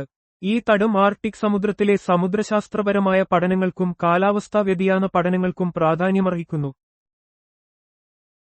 അന്റാർട്ടിക് സമുദ്രത്തിൽ കാണപ്പെടുന്ന പ്രധാന സമുദ്രഗർത്തം ഏതാണ്? South sandwich trench. അന്റാർട്ടിക് സമുദ്രത്തിലെ ഏറ്റവും ആഴമേറിയ ഗർത്തമാണ് സൗത്ത് സാൻഡ്വിച്ച് ട്രഞ്ച്. തെക്കൻ സാൻഡ്വിച്ച് ദ്വീപുകൾക്ക് കിഴക്കായാണ് ഇത് സ്ഥിതി ചെയ്യുന്നത്. സ്കോഷ്യ പ്ലേറ്റിന്റെയും സൗത്ത് സാൻഡ്വിച്ച് പ്ലേറ്റിന്റെയും കൂട്ടിമുട്ടൽ മൂലമാണ് ഈ ഗർത്തം രൂപപ്പെടുന്നത്. ഇതിന് ഏകദേശം 8428 മീറ്റർ ആഴമുണ്ട്. സൂയസ് കനാൽ ഏതൊക്കെ 2 കടലുകളെയാണ് ബന്ധിപ്പിക്കുന്നത്? അത് ഏത് രാജ്യത്താണ് സ്ഥിതി ചെയ്യുന്നത്? സൂയസ് കനാൽ ചെങ്കടലിനെയും മെഡിറ്ററേനിയൻ കടലിനെയും ബന്ധിപ്പിക്കുന്നു. ഇത് ഈജിപ്തിൽ സ്ഥിതി ചെയ്യുന്നു. 1869-ൽ തുറന്ന സൂയസ് കനാൽ ഏഷ്യയെയും യൂറോപ്പിനെയും തമ്മിൽ ബന്ധിപ്പിക്കുന്ന ഒരു പ്രധാന കപ്പൽപ്പാതയാണ്. ചെങ്കടലിനെയും മെഡിറ്ററേനിയൻ കടലിനെയും ബന്ധിപ്പിക്കുന്ന ഇത് ആഫ്രിക്കൻ ഭൂഖണ്ഡം ചുറ്റിയുള്ള ദീർഘയാത്ര ഒഴിവാക്കാൻ സഹായിക്കുന്നു. ലോകവ്യാപാരത്തിൽ ഈജിപ്തിലെ സൂയസ് കനാലിന് തന്ത്രപരമായ പ്രാധാന്യമുണ്ട്. പനാമ കനാൽ ഏതൊക്കെ 2 സമുദ്രങ്ങളെയാണ് ബന്ധിപ്പിക്കുന്നത്? ഇത് ഏത് രാജ്യത്താണ് സ്ഥിതി ചെയ്യുന്നത്? പനാമ കനാൽ പസഫിക് സമുദ്രത്തെയും അറ്റ്ലാന്റിക് സമുദ്രത്തെയും ബന്ധിപ്പിക്കുന്നു. ഇത് പനാമയിലാണ് സ്ഥിതി ചെയ്യുന്നത്. പനാമ കനാൽ പസഫിക് സമുദ്രത്തെയും അറ്റ്ലാന്റിക് സമുദ്രത്തെയും ബന്ധിപ്പിക്കുന്ന ഒരു പ്രധാന മനുഷ്യനിർമ്മിത ജലപാതയാണ്. അന്താരാഷ്ട്ര വ്യാപാരത്തിനും കപ്പൽ ഗതാഗതത്തിനും ഇത് ഏറെ പ്രാധാന്യമർഹിക്കുന്നു. പനാമയുടെ സമ്പദ്വ്യവസ്ഥയിൽ കനാലിന് നിർണായക പങ്കുണ്ട്. ഈറി തടാകത്തെയും ഒൻറ്റാറിയോ തടാകത്തെയും ബന്ധിപ്പിക്കുന്ന കനാൽ ഏതാണ്? ഇത് ഏത് രാജ്യത്താണ് സ്ഥിതി ചെയ്യുന്നത്? വെല്ലണ്ട് കനാൽ ഈറി തടാകത്തെയും ഒൻറ്റാറിയോ തടാകത്തെയും ബന്ധിപ്പിക്കുന്നു. ഇത് കാനഡയിലാണ് സ്ഥിതി ചെയ്യുന്നത്. കാനഡയിലെ ഈറി തടാകത്തെയും ഒൻറ്റാറിയോ തടാകത്തെയും ബന്ധിപ്പിക്കുന്ന കനാലാണ് വെല്ലണ്ട് കനാൽ. ഇത് സെന്റ് ലോറൻസ് സീവേയുടെ ഭാഗമാണ്. കൂടാതെ വടക്കേ അമേരിക്കയിലെ ഉൾനാടൻ കപ്പൽ ഗതാഗതത്തിന് ഇത് പ്രധാനമാണ്. ഈ കനാൽ നയാഗ്ര വെള്ളച്ചാട്ടത്തെ മറികടക്കാൻ കപ്പലുകളെ സഹായിക്കുന്നു. ഹഡ്സൺ നദിയെയും ഈറി തടാകത്തെയും ബന്ധിപ്പിക്കുന്ന കനാൽ ഏതാണ്? ഇത് ഏത് രാജ്യത്താണ് സ്ഥിതി ചെയ്യുന്നത്? ഈറി കനാൽ ഹഡ്സൺ നദിയെയും ഈറി തടാകത്തെയും ബന്ധിപ്പിക്കുന്നു. ഇത് യുഎസ്എയിലാണ് സ്ഥിതി ചെയ്യുന്നത്. ന്യൂയോർക്കിലെ അൽബാനിക് സമീപമുള്ള ഹഡ്സൺ നദിയെയും ഈറി തടാകത്തെയും ബന്ധിപ്പിക്കുന്ന കനാലാണ് ഈറി കനാൽ. 19-ാം നൂറ്റാണ്ടിൽ ഇത് പണികഴിപ്പിച്ചത് യുഎസ്എയുടെ സാമ്പത്തിക വികസനത്തിന് വലിയ സംഭാവന നൽകി. ഈ കനാൽ കിഴക്കൻ തീരത്തിനും വലിയ തടാക പ്രദേശത്തിനുമിടയിൽ ഒരു പ്രധാന വാണിജ്യപാത തുറന്നു. സുപ്പീരിയർ തടാകത്തെയും ഹ്യൂറൺ തടാകത്തെയും ബന്ധിപ്പിക്കുന്ന കനാൽ ഏതാണ്? ഇത് ഏത് രാജ്യത്താണ് സ്ഥിതി ചെയ്യുന്നത്? സൂ കനാൽ അല്ലെങ്കിൽ Sault Saint Marie canals Superior തടാകത്തെയും ഹ്യൂറൺ തടാകത്തെയും ബന്ധിപ്പിക്കുന്നു. ഇത് യുഎസ്എയിലാണ് സ്ഥിതി ചെയ്യുന്നത്. യുഎസ്എയിലെ മിഷിഗണിൽ സ്ഥിതി ചെയ്യുന്ന Soo canal, Sault Ste Marie canals ലോകത്തിലെ ഏറ്റവും തിരക്കേറിയ കനാലുകളിൽ ഒന്നാണ്. സുപ്പീരിയർ തടാകത്തെയും ഹ്യൂറൺ തടാകത്തെയും ബന്ധിപ്പിച്ച് കപ്പലുകൾക്ക് ഗ്രേറ്റ് ലേക്കുകൾക്കിടയിൽ യാത്ര ചെയ്യാൻ ഇത് സഹായിക്കുന്നു. ഇത് ഇരുമ്പ്, അയിര്, കൽക്കരി തുടങ്ങിയ ചരക്കുകളുടെ ഗതാഗതത്തിന് നിർണായകമാണ്. നൽകിയിട്ടുള്ള വിവരങ്ങൾ പ്രകാരം കാരറ്റിന്റെ അടിസ്ഥാനത്തിൽ ഏറ്റവും വലിയ വജ്ര ഉൽപ്പാദക രാജ്യം ഏതാണ്? റഷ്യ. റഷ്യ ലോകത്തിലെ ഏറ്റവും വലിയ വജ്ര ഉൽപ്പാദക രാജ്യമാണ്, പ്രത്യേകിച്ച് കാരറ്റിന്റെ അടിസ്ഥാനത്തിൽ. അൽറോസ, എൽആർഒഎസ് പോലുള്ള കമ്പനികളിലൂടെ റഷ്യൻ വജ്ര ഖനികൾ ലോകവിപണിയിൽ വലിയ സ്വാധീനം ചെലുത്തുന്നു. വടക്കൻ കടലിനെയും റോട്ടർഡാമിനെയും ബന്ധിപ്പിക്കുന്ന കനാൽ ഏതാണ്? ഇത് ഏത് രാജ്യത്താണ് സ്ഥിതി ചെയ്യുന്നത്? ന്യൂ വാട്ടർവേ വടക്കൻ കടലിനെയും റോട്ടർഡാമിനെയും ബന്ധിപ്പിക്കുന്നു. ഇത് നെതർലാൻഡിലാണ് സ്ഥിതി ചെയ്യുന്നത്. നെതർലാൻഡിൽ സ്ഥിതി ചെയ്യുന്ന ന്യൂ വാട്ടർവേ, ന്യൂവ വാട്ടർവീഗ്, വടക്കൻ കടലിനെയും യൂറോപ്പിലെ ഏറ്റവും വലിയ തുറമുഖമായ റോട്ടർഡാം തുറമുഖത്തെയും ബന്ധിപ്പിക്കുന്നു. ഇത് റോട്ടർഡാം തുറമുഖത്തിലേക്ക് കപ്പലുകൾക്ക് എളുപ്പത്തിൽ പ്രവേശനം നൽകുന്നു. ഇത് യൂറോപ്പിന്റെ പ്രധാന വാണിജ്യ കവാടങ്ങളിൽ ഒന്നാണ്. ബാൾട്ടിക് കടലിനെയും വടക്കൻ കടലിനെയും ബന്ധിപ്പിക്കുന്ന കനാൽ ഏതാണ്? ഇത് ഏത് രാജ്യത്താണ് സ്ഥിതി ചെയ്യുന്നത്? കീൽ കനാൽ ബാൾട്ടിക് കടലിനെയും വടക്കൻ കടലിനെയും ബന്ധിപ്പിക്കുന്നു. ഇത് ജർമ്മനിയിലാണ് സ്ഥിതി ചെയ്യുന്നത്. ജർമ്മനിയിൽ സ്ഥിതി ചെയ്യുന്ന കീൽ കനാൽ ബാൾട്ടിക് കടലിനെയും വടക്കൻ കടലിനെയും ബന്ധിപ്പിക്കുന്നു. ഇത് ലോകത്തിലെ ഏറ്റവും തിരക്കേറിയ കൃത്രിമ കനാലുകളിലൊന്നാണ്. സ്കാൻഡിനേവിയൻ ഉപദ്വീപിന് ചുറ്റുമുള്ള ദൈർഘ്യമേറിയതും അപകടകരവുമായ പാത ഒഴിവാക്കാൻ കപ്പലുകളെ ഇത് സഹായിക്കുന്നു. ആംസ്റ്റർഡാമിനെയും വടക്കൻ കടലിനെയും ബന്ധിപ്പിക്കുന്ന കനാൽ ഏതാണ്? ഇത് ഏത് രാജ്യത്താണ് സ്ഥിതി ചെയ്യുന്നത്? നോർത്ത് സീ കനാൽ ആംസ്റ്റർഡാമിനെയും വടക്കൻ കടലിനെയും ബന്ധിപ്പിക്കുന്നു. ഇത് നെതർലാൻഡിലാണ് സ്ഥിതി ചെയ്യുന്നത്. നെതർലാൻഡിൽ സ്ഥിതി ചെയ്യുന്ന North Sea canal, Noordzee canal, Amsterdam തുറമുഖത്തെ വടക്കൻ കടലുമായി ബന്ധിപ്പിക്കുന്നു. ഇത് ആംസ്റ്റർഡാമിന് ഒരു പ്രധാന സമുദ്രപാത നൽകുന്നു. കൂടാതെ ലോകത്തിലെ ഏറ്റവും വലിയ ലോക്കുകളിലൊന്നായ ഇജ്മീഡൻ സീലോക്ക് ഈ കനാലിന്റെ പ്രവേശന കവാടത്തിലാണ്. ഗോട്ടൻബർഗിനെയും സ്റ്റോക്ക്ഹോമിനെയും ബന്ധിപ്പിക്കുന്ന കനാൽ ഏതാണ്? ഇത് ഏത് രാജ്യത്താണ് സ്ഥിതി ചെയ്യുന്നത്? ഗോട്ട കനാൽ ഗോട്ടൻബർഗിനെയും സ്റ്റോക്ക്ഹോമിനെയും ബന്ധിപ്പിക്കുന്നു. ഇത് സ്വീഡനിലാണ് സ്ഥിതി ചെയ്യുന്നത്. സ്വീഡനിലെ ഏറ്റവും മനോഹരമായ കനാലുകളിൽ ഒന്നാണ് ഗോട്ട കനാൽ, ഗോട്ട കനാൽ. ഇത് ഗോട്ടൻബർഗിനെയും സ്റ്റോക്ക്ഹോമിനെയും ബന്ധിപ്പിച്ച് സ്വീഡനിലെ പ്രധാന തടാകങ്ങളിലൂടെയും ജലപാതകളിലൂടെയും സഞ്ചരിക്കുന്നു. ചരിത്രപരമായി ചരക്ക് ഗതാഗതത്തിന് ഇത് പ്രധാനമായിരുന്നെങ്കിലും ഇന്ന് പ്രധാനമായും വിനോദസഞ്ചാര ആവശ്യങ്ങൾക്കാണ് ഇത് ഉപയോഗിക്കുന്നത്.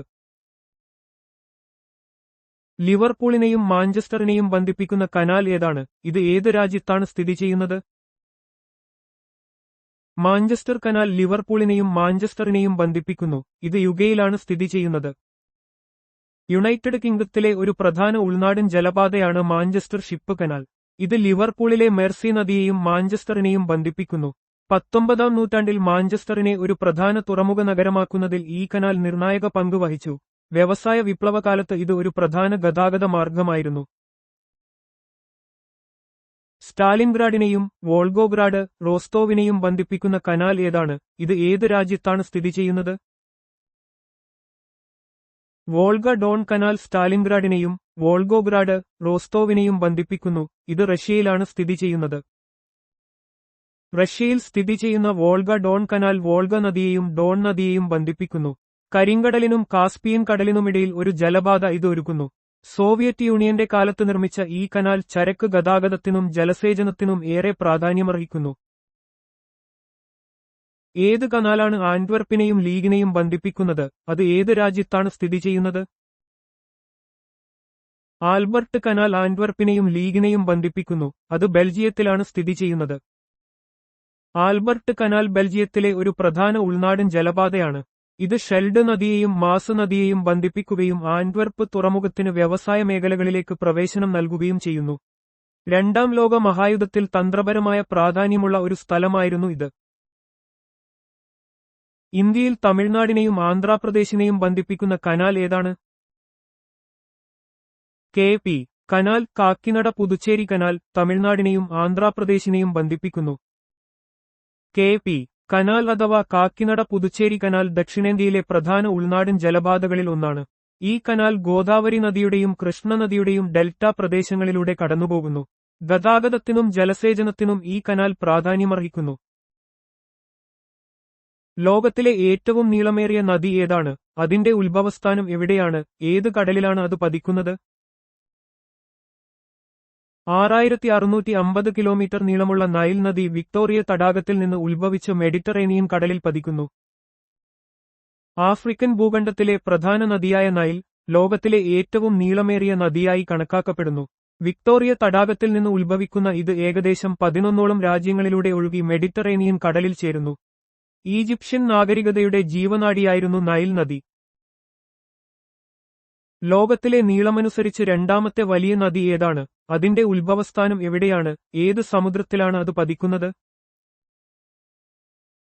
6436 കിലോമീറ്റർ നീളമുള്ള ആമസോൺ നദി ലാഗോ വിൽഫെറോയിൽ നിന്ന് ഉത്ഭവിച്ച് അറ്റ്ലാന്റിക് സമുദ്രത്തിൽ പതിക്കുന്നു. തെക്കേ അമേരിക്കയിലെ ആമസോൺ നദി നീളത്തിൽ ലോകത്ത് രണ്ടാം സ്ഥാനത്തും ജലപ്രവാഹത്തിന്റെ കാര്യത്തിൽ ഒന്നാം സ്ഥാനത്തും നിൽക്കുന്നു. പെറുവിലെ ആൻഡീസ് പർവ്വതനിരകളിൽ നിന്ന് ഉത്ഭവിക്കുന്ന ഇത് ആമസോൺ മഴക്കാടുകളിലൂടെ ഒഴുകി അറ്റ്ലാന്റിക് സമുദ്രത്തിൽ ചേരുന്നു. ആമസോൺ നദീതടം ലോകത്തിലെ ഏറ്റവും വലിയ ജൈവവൈവിധ്യ മേഖലകളിലൊന്നാണ്. ഏഷ്യയിലെ ഏറ്റവും നീളമേറിയ നദി ഏതാണ്? അതിന്റെ ഉത്ഭവസ്ഥാനം എവിടെയാണ്? ഏത് കടലിലാണ് അത് പതിക്കുന്നത്? 6300 കിലോമീറ്റർ നീളമുള്ള യാങ്സി നദി ടിബറ്റ് പീഠഭൂമിയിൽ നിന്ന് ഉത്ഭവിച്ച് കിഴക്കൻ ചൈന കടലിൽ പതിക്കുന്നു. യാങ്സി നദി ചൈനയിലെ ഏറ്റവും വലിയ നദിയും ഏഷ്യയിലെ ഏറ്റവും നീളമേറിയ നദിയുമാണ്.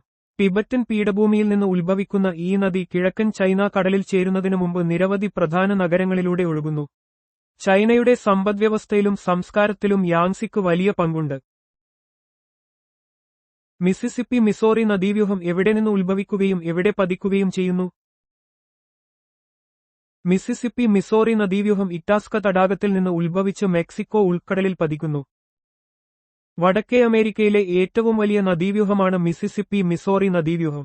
മിനസോട്ടയിലെ ഇറ്റാസ്ക തടാകത്തിൽ നിന്ന് ഉത്ഭവിക്കുന്ന ഈ നദി നിരവധി സംസ്ഥാനങ്ങളിലൂടെ ഒഴുകി മെക്സിക്കോ ഉൾക്കടലിൽ ചേരുന്നു. അമേരിക്കയുടെ ചരിത്രത്തിലും സാമ്പത്തിക വളർച്ചയിലും ഈ നദീവ്യൂഹത്തിന് നിർണായകമായ സ്ഥാനമുണ്ട്. ബ്രഹ്മപുത്ര നദി എവിടെ നിന്ന് ഉത്ഭവിക്കുകയും എവിടെ പതിക്കുകയും ചെയ്യുന്നു? ബ്രഹ്മപുത്ര നദി മാനസരോവർ തടാകത്തിന് സമീപത്തുനിന്ന് ഉത്ഭവിച്ച് ബംഗാൾ ഉൾക്കടലിൽ പതിക്കുന്നു. ഹിമാലയൻ നദികളിൽ പ്രധാനപ്പെട്ട ഒന്നാണ് ബ്രഹ്മപുത്ര. ടിബറ്റിലെ കൈലാസ് മലനിരകളിലെ ചെമയുന്തും ഹിമാനിയിൽ മാനസരോവർ തടാകത്തിന് സമീപത്തുനിന്നാണ് ഈ നദി ഉത്ഭവിക്കുന്നത്. ടിബറ്റിൽ സാങ്പോ എന്നറിയപ്പെടുന്ന ഈ നദി ഇന്ത്യയിലും ബംഗ്ലാദേശിലും കൂടി ഒഴുകി ഗംഗാനദിയുമായി ചേർന്ന് ബംഗാൾ ഉൾക്കടലിൽ പതിക്കുന്നു. സിന്ധു നദി എവിടെ നിന്ന് ഉത്ഭവിക്കുകയും എവിടെ പതിക്കുകയും ചെയ്യുന്നു? സിന്ധു നദി മാനസരോവർ തടാകത്തിന് സമീപത്തുനിന്ന് ഉത്ഭവിച്ച് അറബിക്കടലിൽ പതിക്കുന്നു. ഹിമാലയൻ നദികളിൽ പ്രധാനപ്പെട്ട സിന്ധു നദി ടിബറ്റിലെ മാനസരോവർ തടാകത്തിന് സമീപം കൈലാസ് മലനിരകളിൽ നിന്നാണ് ഉത്ഭവിക്കുന്നത്. ഇന്ത്യ, പാകിസ്ഥാൻ എന്നീ രാജ്യങ്ങളിലൂടെ ഒഴുകുന്ന ഈ നദി അറബിക്കടലിൽ ചേരുന്നു. സിന്ധു നദീതട സംസ്കാരം ലോകത്തിലെ ഏറ്റവും പഴക്കം ചെന്ന നാഗരികതകളിൽ ഒന്നായിരുന്നു. ഡാന്യൂബ് നദി എവിടെ നിന്ന് ഉത്ഭവിക്കുകയും എവിടെ പതിക്കുകയും ചെയ്യുന്നു? ഡാന്യൂബ് നദി ജർമ്മനിയിലെ ബ്ലാക്ക് ഫോറസ്റ്റിൽ നിന്ന് ഉത്ഭവിച്ച് കരിങ്കടലിൽ പതിക്കുന്നു. മധ്യ യൂറോപ്പിലെയും കിഴക്കൻ യൂറോപ്പിലെയും ഏറ്റവും നീളമേറിയ രണ്ടാമത്തെ നദിയാണ് ഡാന്യൂബ്. ജർമ്മനിയിലെ ബ്ലാക്ക് ഫോറസ്റ്റിൽ നിന്ന് ഉത്ഭവിക്കുന്ന ഈ നദി 10 രാജ്യങ്ങളിലൂടെ ഒഴുകി കരിങ്കടലിൽ ചേരുന്നു. യൂറോപ്പിന്റെ ചരിത്രത്തിലും സംസ്കാരത്തിലും സാമ്പത്തിക മേഖലയിലും ഡാന്യൂബിന് വലിയ പ്രാധാന്യമുണ്ട്.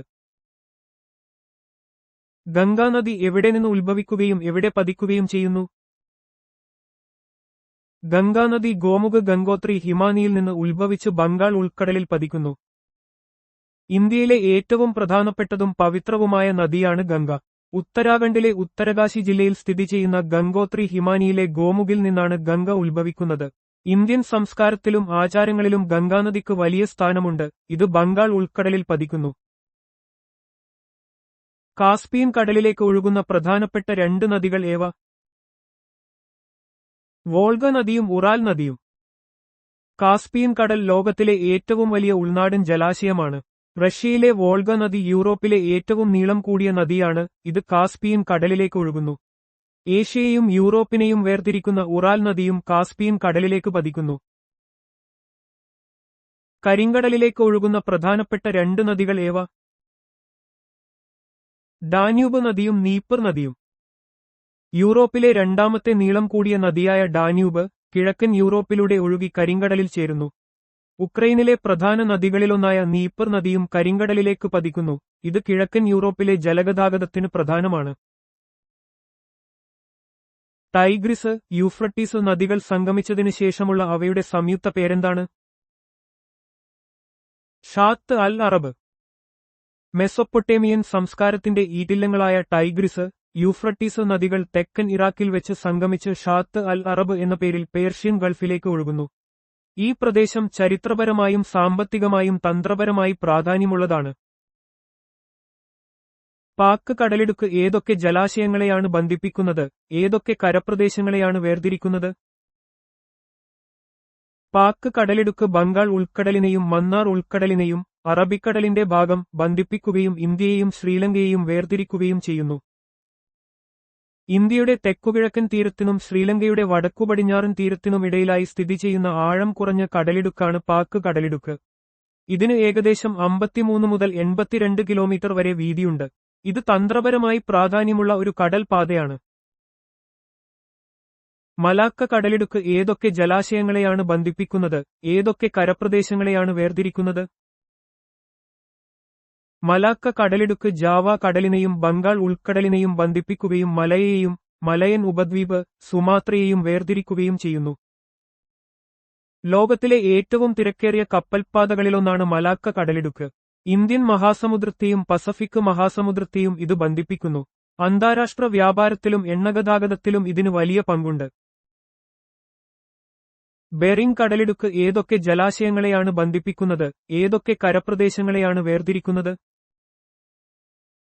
ബെറിംഗ് കടലിടുക്ക് ആർട്ടിക് കടലിനെയും ബെറിംഗ് കടലിനെയും ബന്ധിപ്പിക്കുകയും റഷ്യയെയും അലാസ്കയെയും USA വേർതിരിക്കുകയും ചെയ്യുന്നു.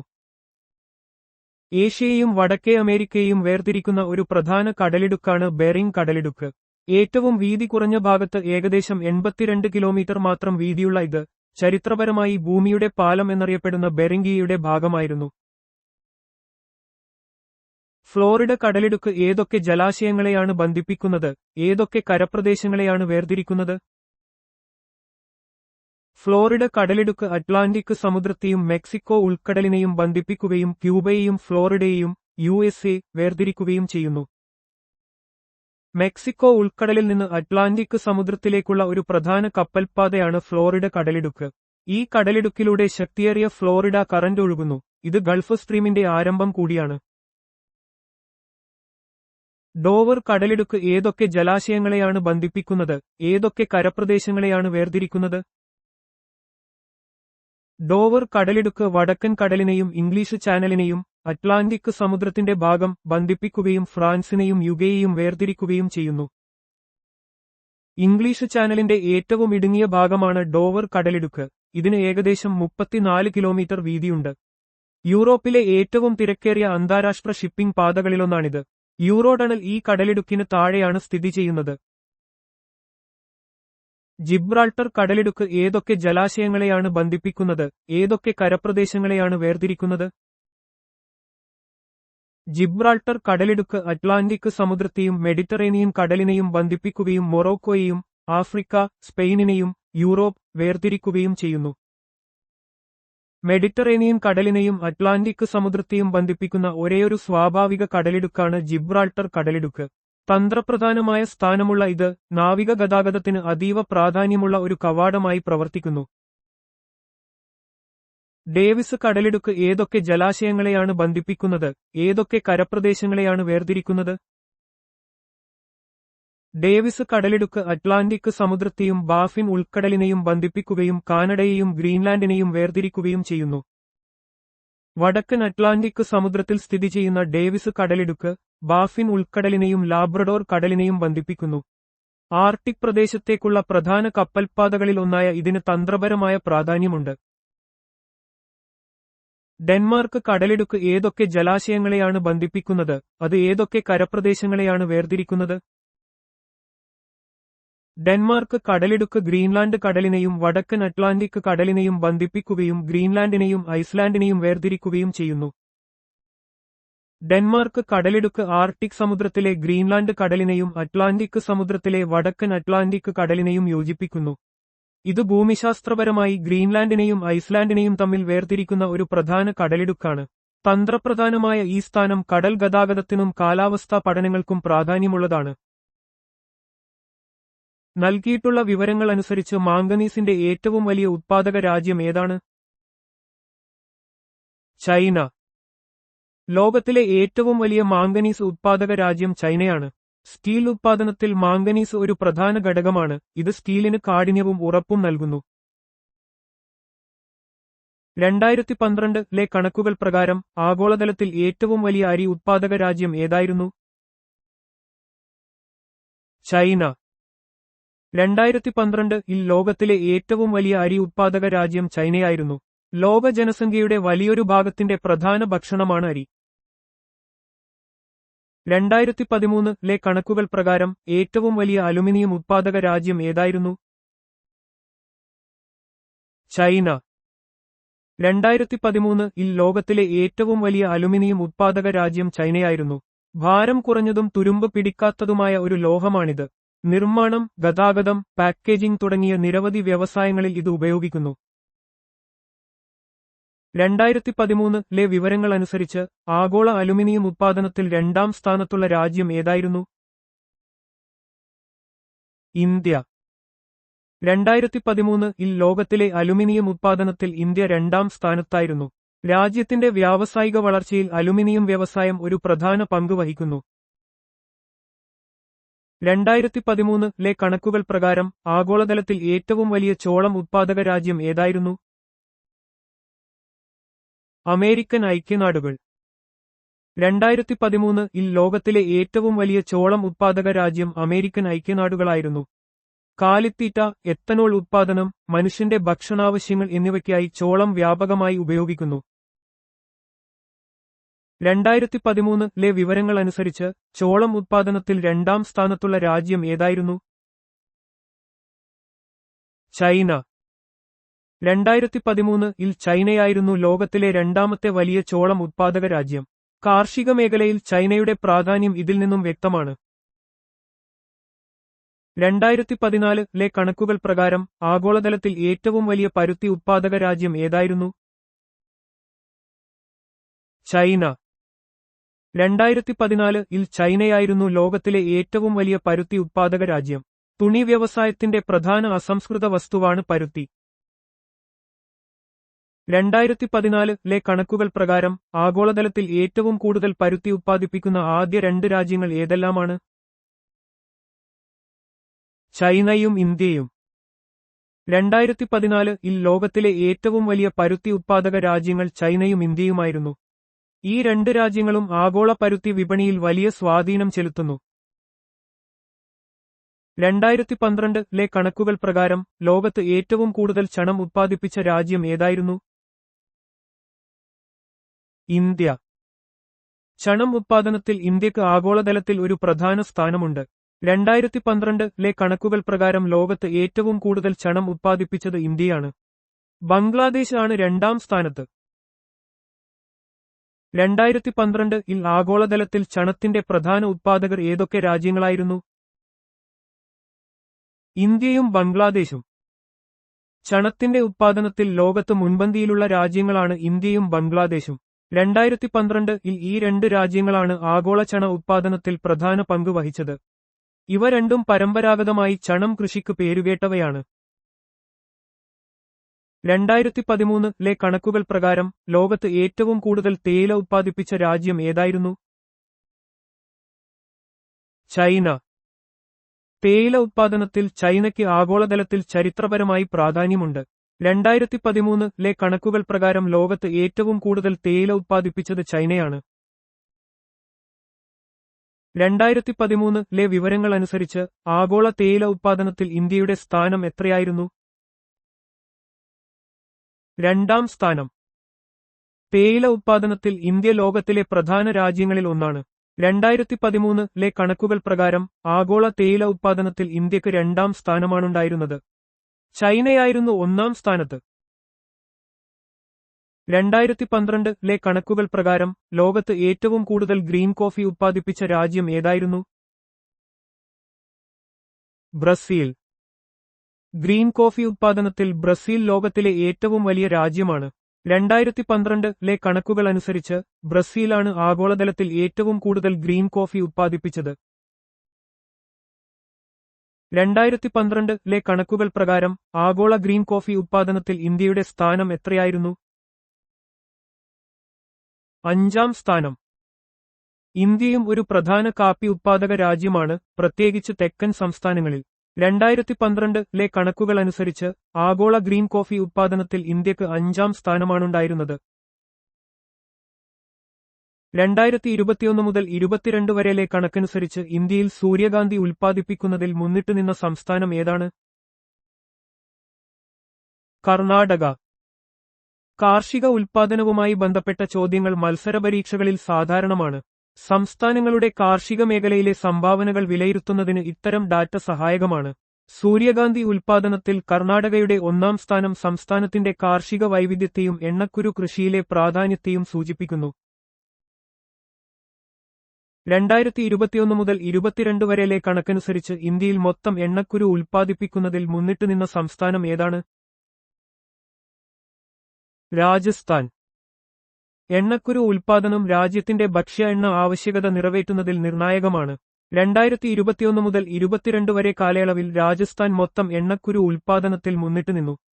ഇത് സംസ്ഥാനത്തിന്റെ കാർഷിക സംഭാവനയുടെ ഒരു പ്രധാന ഭാഗമാണ്. സാമ്പത്തിക സർവേ 2022 മുതൽ 2023 വരെ അനുസരിച്ച് ഇന്ത്യയിൽ ഉരുളക്കിഴങ്ങ് ഉൽപ്പാദിപ്പിക്കുന്നതിൽ മുന്നിട്ടുനിന്ന സംസ്ഥാനം ഏതാണ്? ഉത്തർപ്രദേശ്. ഇന്ത്യയിലെ പ്രധാന പച്ചക്കറി വിളകളിൽ ഒന്നാണ് ഉരുളക്കിഴങ്ങ്. ഉത്തർപ്രദേശ് രാജ്യത്ത് ഉരുളക്കിഴങ്ങ് ഉൽപ്പാദനത്തിൽ മുൻപന്തിയിലാണ്. സംസ്ഥാനത്തിന്റെ ഭൂപ്രകൃതിയും കാർഷിക രീതികളും ഈ വിളയുടെ സമൃദ്ധമായ ഉൽപ്പാദനത്തിന് സഹായിക്കുന്നു. സമീപകാല സാമ്പത്തിക സർവേകൾ അനുസരിച്ച് ഇന്ത്യയിൽ ഉള്ളി ഉൽപ്പാദിപ്പിക്കുന്നതിൽ മുന്നിട്ടുനിന്ന സംസ്ഥാനം ഏതാണ്? മഹാരാഷ്ട്ര. ഇന്ത്യയിൽ വ്യാപകമായി ഉപയോഗിക്കുന്ന ഒരു പച്ചക്കറിയാണ് ഉള്ളി. മഹാരാഷ്ട്രയാണ് രാജ്യത്തെ പ്രധാന ഉള്ളി ഉൽപ്പാദക സംസ്ഥാനം. നാസിക് പോലുള്ള പ്രദേശങ്ങൾ ഉള്ളി ഉൽപ്പാദനത്തിന് പേരുകേട്ടതാണ്. സമീപകാല സാമ്പത്തിക സർവേകൾ അനുസരിച്ച് ഇന്ത്യയിൽ തക്കാളി ഉൽപ്പാദിപ്പിക്കുന്നതിൽ മുന്നിട്ടുനിന്ന സംസ്ഥാനം ഏതാണ്? മധ്യപ്രദേശ്. ഇന്ത്യയിലെ പ്രധാന പച്ചക്കറി വിളകളിൽ ഒന്നാണ് തക്കാളി. സമീപകാല സാമ്പത്തിക സർവേകൾ അനുസരിച്ച് മധ്യപ്രദേശ് തക്കാളി ഉൽപ്പാദനത്തിൽ മുന്നിട്ട് നിൽക്കുന്നു. ഈ സംസ്ഥാനത്തിന്റെ കാർഷിക ഉൽപ്പാദനത്തിലെ വൈവിധ്യം എടുത്തുകാണിക്കുന്നു. 2021 മുതൽ 2022 വരെയിലെ കണക്കനുസരിച്ച് ഇന്ത്യയിൽ കരിമ്പ് ഉൽപ്പാദിപ്പിക്കുന്നതിൽ മുന്നിട്ടുനിന്ന സംസ്ഥാനം ഏതാണ്? ഉത്തർപ്രദേശ്. ഇന്ത്യയിലെ പ്രധാന വാണിജ്യ വിളകളിൽ ഒന്നാണ് കരിമ്പ്. ഉത്തർപ്രദേശ് രാജ്യത്തെ ഏറ്റവും വലിയ കരിമ്പ് ഉൽപ്പാദക സംസ്ഥാനമാണ്. ഇത് സംസ്ഥാനത്തിന്റെ സമ്പദ്വ്യവസ്ഥയിൽ വലിയ സ്വാധീനം ചെലുത്തുന്നു. 2021 മുതൽ 2022 വരെയിലെ കണക്കനുസരിച്ച് ഇന്ത്യയിൽ പരുത്തി ഉൽപ്പാദിപ്പിക്കുന്നതിൽ മുന്നിട്ടുനിന്ന സംസ്ഥാനം ഏതാണ്? ഗുജറാത്ത്. ഇന്ത്യയിലെ ഒരു പ്രധാന നാണ്യവിളയാണ് പരുത്തി. 2021 മുതൽ 2022 വരെയിലെ കണക്കനുസരിച്ച് ഗുജറാത്താണ് പരുത്തി ഉൽപ്പാദനത്തിൽ മുന്നിട്ടുനിന്ന സംസ്ഥാനം. ഇത് സംസ്ഥാനത്തിന്റെ കാർഷിക സമ്പദ്വ്യവസ്ഥയ്ക്കും ടെക്സ്റ്റൈൽ വ്യവസായത്തിനും പ്രധാനമാണ്. 2021 മുതൽ 22 വരെയിലെ കണക്കനുസരിച്ച് ഇന്ത്യയിൽ ഏറ്റവും കൂടുതൽ ചണവും മെസ്തയും ഉത്പാദിപ്പിച്ച സംസ്ഥാനം ഏതാണ്? പശ്ചിമ ബംഗാൾ. ചണവും മെസ്തയും ഉഷ്ണമേഖലാ വിളകളാണ്. ഇവ പ്രധാനമായും ഉണങ്ങിയ കാലാവസ്ഥയും ഫലഭൂയിഷ്ഠമായ മണ്ണുമുള്ള പ്രദേശങ്ങളിൽ കൃഷി ചെയ്യുന്നു. 2021 മുതൽ 22 വരെ വർഷത്തിൽ പശ്ചിമ ബംഗാൾ ഈ വിളകളുടെ ഉത്പാദനത്തിൽ ഇന്ത്യയിൽ ഒന്നാം സ്ഥാനത്തായിരുന്നു. രാജ്യത്തിന്റെ കാർഷിക സമ്പദ്വ്യവസ്ഥയിൽ ഈ ഉൽപ്പന്നങ്ങൾ ഒരു പ്രധാന പങ്ക് വഹിക്കുന്നു. 2021 മുതൽ 22 വരെയിലെ കണക്കനുസരിച്ച് ഇന്ത്യയിൽ ഏറ്റവും കൂടുതൽ നാളികേരം ഉത്പാദിപ്പിച്ച സംസ്ഥാനം ഏതാണ്? കർണാടക. നാളികേരം ഒരു പ്രധാന ഉഷ്ണമേഖലാ വിളയാണ്. 2021 മുതൽ 22 വരെ സാമ്പത്തിക വർഷത്തിലെ കണക്കുകൾ പ്രകാരം കർണാടകയാണ് ഇന്ത്യയിൽ ഏറ്റവും കൂടുതൽ നാളികേരം ഉത്പാദിപ്പിച്ചത്. കേരളം നാളികേര ഉത്പാദനത്തിൽ മുൻപന്തിയിലായിരുന്നെങ്കിലും സമീപകാലത്ത് മറ്റ് സംസ്ഥാനങ്ങൾ മുന്നേറിയിട്ടുണ്ട്. 2021 മുതൽ 22 വരെയിലെ കണക്കനുസരിച്ച് ഇന്ത്യയിൽ ഏറ്റവും കൂടുതൽ കശുവണ്ടി ഉത്പാദിപ്പിച്ച സംസ്ഥാനം ഏതാണ്? മഹാരാഷ്ട്ര. ഇന്ത്യയിലെ ഒരു പ്രധാന വാണിജ്യ വിളയാണ് കശുവണ്ടി. 2021 മുതൽ 22 വരെയിലെ കാർഷിക വിവരങ്ങൾ പ്രകാരം മഹാരാഷ്ട്രയാണ് രാജ്യത്ത് ഏറ്റവും കൂടുതൽ കശുവണ്ടി ഉത്പാദിപ്പിച്ച സംസ്ഥാനം. മഹാരാഷ്ട്രയുടെ തീരപ്രദേശങ്ങളിലെ കാലാവസ്ഥ കശുവണ്ടി കൃഷിക്ക് വളരെ അനുയോജ്യമാണ്. 2021 മുതൽ 22 വരെയിലെ കണക്കനുസരിച്ച് ഇന്ത്യയിൽ ഏറ്റവും കൂടുതൽ പുകയില ഉത്പാദിപ്പിച്ച സംസ്ഥാനം ഏതാണ്? ഗുജറാത്ത്. പുകയില ഇന്ത്യയിലെ ഒരു പ്രധാന വാണിജ്യ വിളയാണ്. 2021 മുതൽ 22 വരെ സാമ്പത്തിക വർഷത്തിലെ കണക്കുകൾ പ്രകാരം ഗുജറാത്താണ് ഇന്ത്യയിൽ ഏറ്റവും കൂടുതൽ പുകയില ഉത്പാദിപ്പിച്ച സംസ്ഥാനം. പുകയില ഉത്പാദനത്തിൽ ആന്ധ്രാപ്രദേശ് ഒരു പ്രധാന സംസ്ഥാനമായിരുന്നെങ്കിലും സമീപകാലത്ത് ഗുജറാത്ത് മുന്നേറി. 2021 മുതൽ 22 വരെയിലെ കണക്കനുസരിച്ച് ഇന്ത്യയിൽ ഏറ്റവും കൂടുതൽ പാൽ ഉത്പാദിപ്പിച്ച സംസ്ഥാനം ഏതാണ്? രാജസ്ഥാൻ.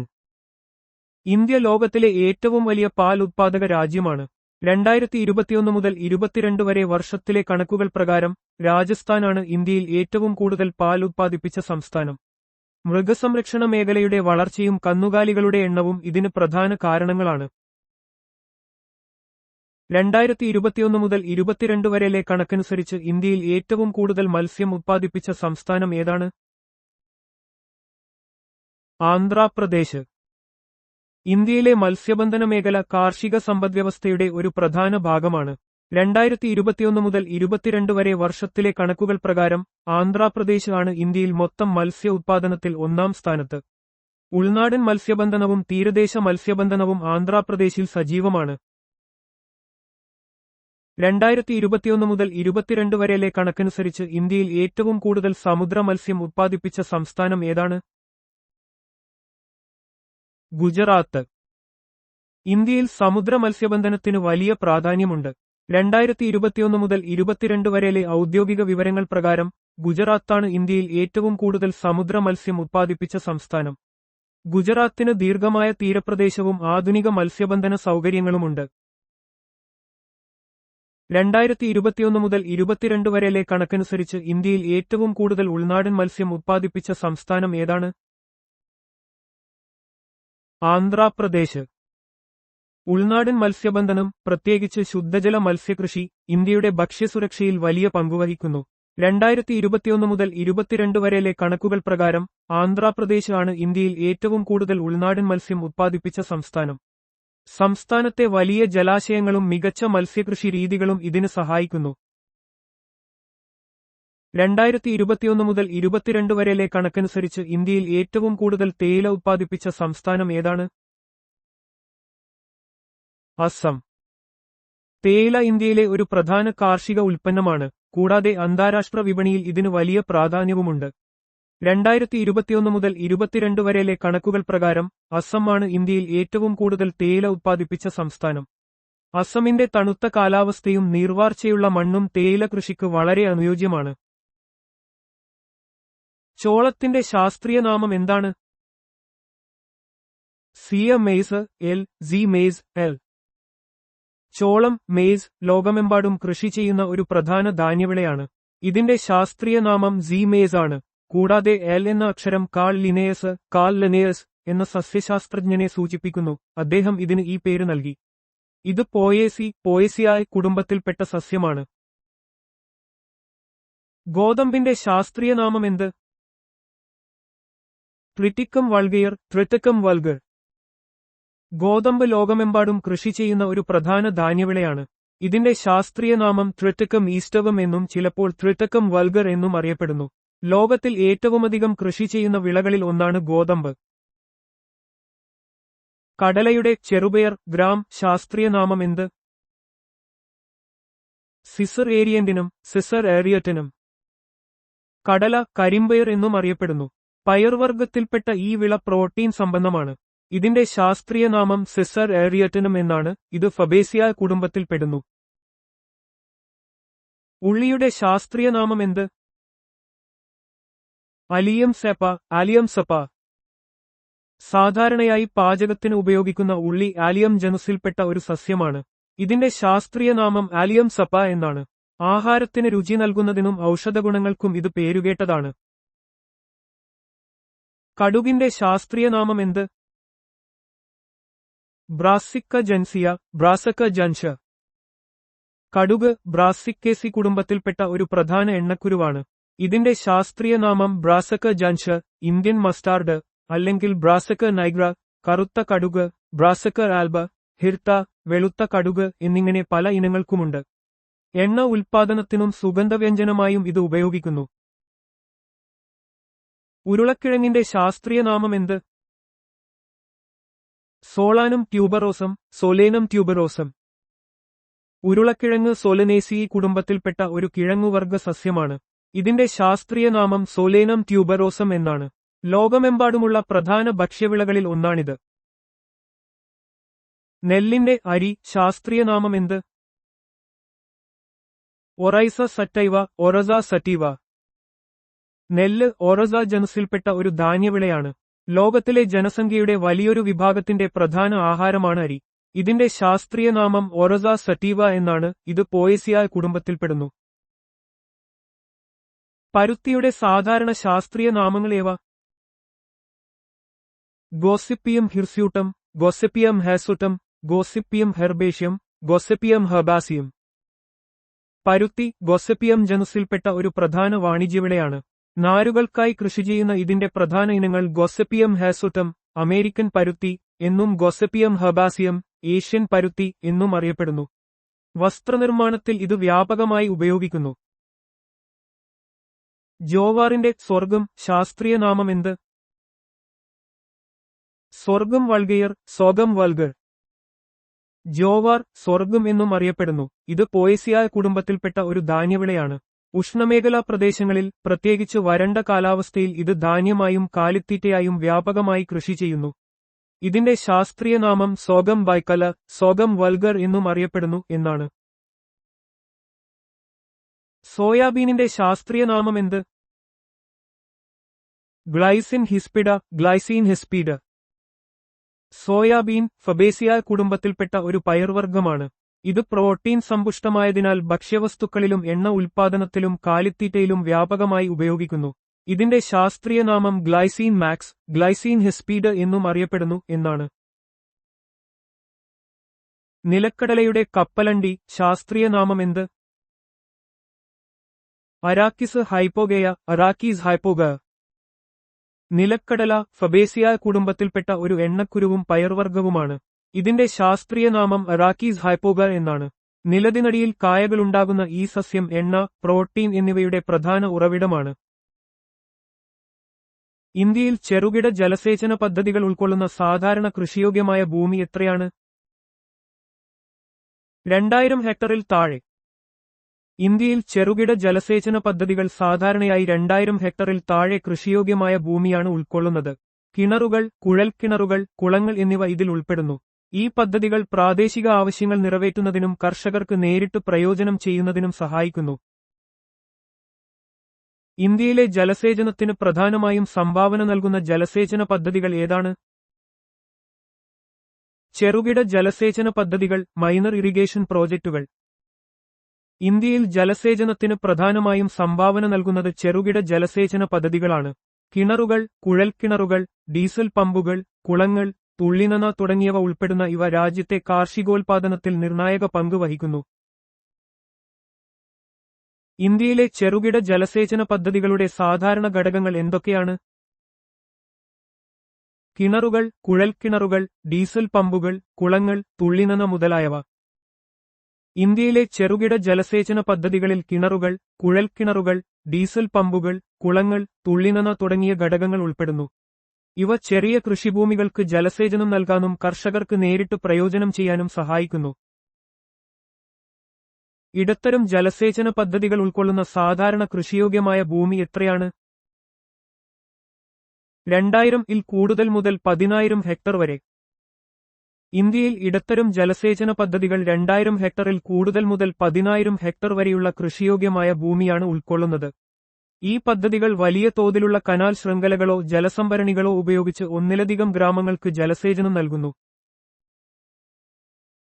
വലിയ ജലസേചന പദ്ധതികൾ ഉൾക്കൊള്ളുന്ന സാധാരണ കൃഷിയോഗ്യമായ ഭൂമി എത്രയാണ്? 10,000 ഹെക്ടറിൽ കൂടുതൽ. വലിയ ജലസേചന പദ്ധതികൾ 10,000 ഹെക്ടറിൽ കൂടുതൽ കൃഷിയോഗ്യമായ ഭൂമിയാണ് ഉൾക്കൊള്ളുന്നത്. വലിയ അണക്കെട്ടുകളും കനാൽ ശൃംഖലകളും ഉപയോഗിച്ച് വിപുലമായ പ്രദേശങ്ങൾക്ക് ജലസേചനം നൽകുന്ന ഇവ രാജ്യത്തിന്റെ കാർഷിക മേഖലയിൽ വലിയ സ്വാധീനം ചെലുത്തുന്നു. ഇന്ത്യയിലെ ജലസേചനത്തിന്റെ എത്ര ശതമാനമാണ് വലിയതും ഇടത്തരവുമായ പദ്ധതികൾ ഉൾക്കൊള്ളുന്നത്? ഏകദേശം 38%. ഇന്ത്യയിലെ മൊത്തം ജലസേചനത്തിന്റെ ഏകദേശം 38% വലിയതും ഇടത്തരവുമായ ജലസേചന പദ്ധതികളാണ് ഉൾക്കൊള്ളുന്നത്. ബാക്കി ഭൂരിഭാഗവും ചെറുകിട ജലസേചന പദ്ധതികളെ ആശ്രയിച്ചിരിക്കുന്നു. ഇത് ഇന്ത്യൻ കാർഷിക മേഖലയുടെ വൈവിധ്യം എടുത്തുകാണിക്കുന്നു. ഇന്ത്യയിൽ ഏറ്റവും കൂടുതൽ അറ്റ ജലസേചന ഭൂമിയുള്ള സംസ്ഥാനം ഏതാണ്? ഉത്തർപ്രദേശ്. ഇന്ത്യയിൽ ഏറ്റവും കൂടുതൽ അറ്റ ജലസേചന ഭൂമിയുള്ള സംസ്ഥാനം ഉത്തർപ്രദേശാണ്. ഗംഗാ നദിയുടെ സമൃദ്ധമായ നീർത്തടവും വികസിതമായ കനാൽ, കുഴൽക്കിണർ ശൃംഖലകളും ഈ സംസ്ഥാനത്തെ പ്രധാന കാർഷിക മേഖലയാക്കി മാറ്റുന്നു. സ്റ്റാറ്റിസ്റ്റിക്കൽ ഇയർ ബുക്ക് 2018 അനുസരിച്ച് ഇന്ത്യയിലെ ജലസേചനത്തിനുള്ള പ്രധാന മാർഗം ഏതാണ്? കുഴൽക്കിണറുകൾ. സ്റ്റാറ്റിസ്റ്റിക്കൽ ഇയർ ബുക്ക് 2018 അനുസരിച്ച് കുഴൽക്കിണറുകളാണ് ഇന്ത്യയിലെ ജലസേചനത്തിനുള്ള പ്രധാന മാർഗം. ഭൂഗർഭജലം ഉപയോഗിച്ച് കൃഷി ചെയ്യുന്നതിൽ കുഴൽക്കിണറുകൾക്ക് വലിയ പങ്കുണ്ട്. പ്രത്യേകിച്ച് ഉത്തരേന്ത്യൻ സമതലങ്ങളിൽ ഇവ വ്യാപകമായി ഉപയോഗിക്കപ്പെടുന്നു. ഇന്ത്യയിൽ ഗാർഡ് കനാൽ സിസ്റ്റം നിർദ്ദേശിച്ചത് ആരാണ്? Captain Dinshaw J. ദസ്തൂർ. 1960കളിൽ ക്യാപ്റ്റൻ ദിൻഷാ ജെ. ദസ്തൂറാണ് ഇന്ത്യയിൽ ഗാർഡ് കനാൽ സിസ്റ്റം എന്ന ആശയം മുന്നോട്ടുവെച്ചത്. ഈ ബൃഹത്തായ പദ്ധതി രാജ്യത്തെ നദികളെ തമ്മിൽ ബന്ധിപ്പിച്ച് വെള്ളപ്പൊക്കവും വരൾച്ചയും നിയന്ത്രിക്കാനും ജലസേചനം വർദ്ധിപ്പിക്കാനും ലക്ഷ്യമിട്ടു. ഉപദ്വീപീയ ഇന്ത്യയിലെ ജലസേചനത്തിന്റെ പ്രധാന മാർഗം എന്താണ്? കുളങ്ങൾ. ഉപദ്വീപീയ ഇന്ത്യയിലെ ജലസേചനത്തിന്റെ പ്രധാന മാർഗം കുളങ്ങളാണ്. ഈ പ്രദേശങ്ങളിലെ ഭൂപ്രകൃതിയും പാറക്കെട്ടുകളും കാരണം കനാൽ ജലസേചനം ബുദ്ധിമുട്ടാണ്. അതിനാൽ മഴവെള്ളം സംഭരിക്കുന്ന കുളങ്ങൾ ജലസേചനത്തിന് നിർണായക പങ്ക് വഹിക്കുന്നു. 2019 മുതൽ 20 വരെയിലെ കണക്കനുസരിച്ച് ഇന്ത്യയിലെ മൊത്തം ജലസേചന വിസ്തൃതിയിൽ കുഴൽക്കിണറുകളുടെയും കനാലുകളുടെയും പങ്ക് എത്രയായിരുന്നു? കുഴൽക്കിണറുകൾ 48.1%, കനാലുകൾ 23.3%. 2019 മുതൽ 20 വരെ വർഷത്തിലെ കണക്കുകൾ പ്രകാരം ഇന്ത്യയിലെ നെറ്റ് ജലസേചന വിസ്തൃതിയിൽ കുഴൽക്കിണറുകൾക്ക് 48.1% പങ്കും കനാലുകൾക്ക് 23.3% പങ്കുമുണ്ട്. രാജ്യത്തെ കാർഷിക മേഖലയിലെ ജലസേചന മാർഗങ്ങളുടെ പ്രാധാന്യം ഈ കണക്കുകൾ വ്യക്തമാക്കുന്നു. ടെഹ്രി ജലവൈദ്യുത പദ്ധതി സ്ഥിതി ചെയ്യുന്നത് എവിടെയാണ്?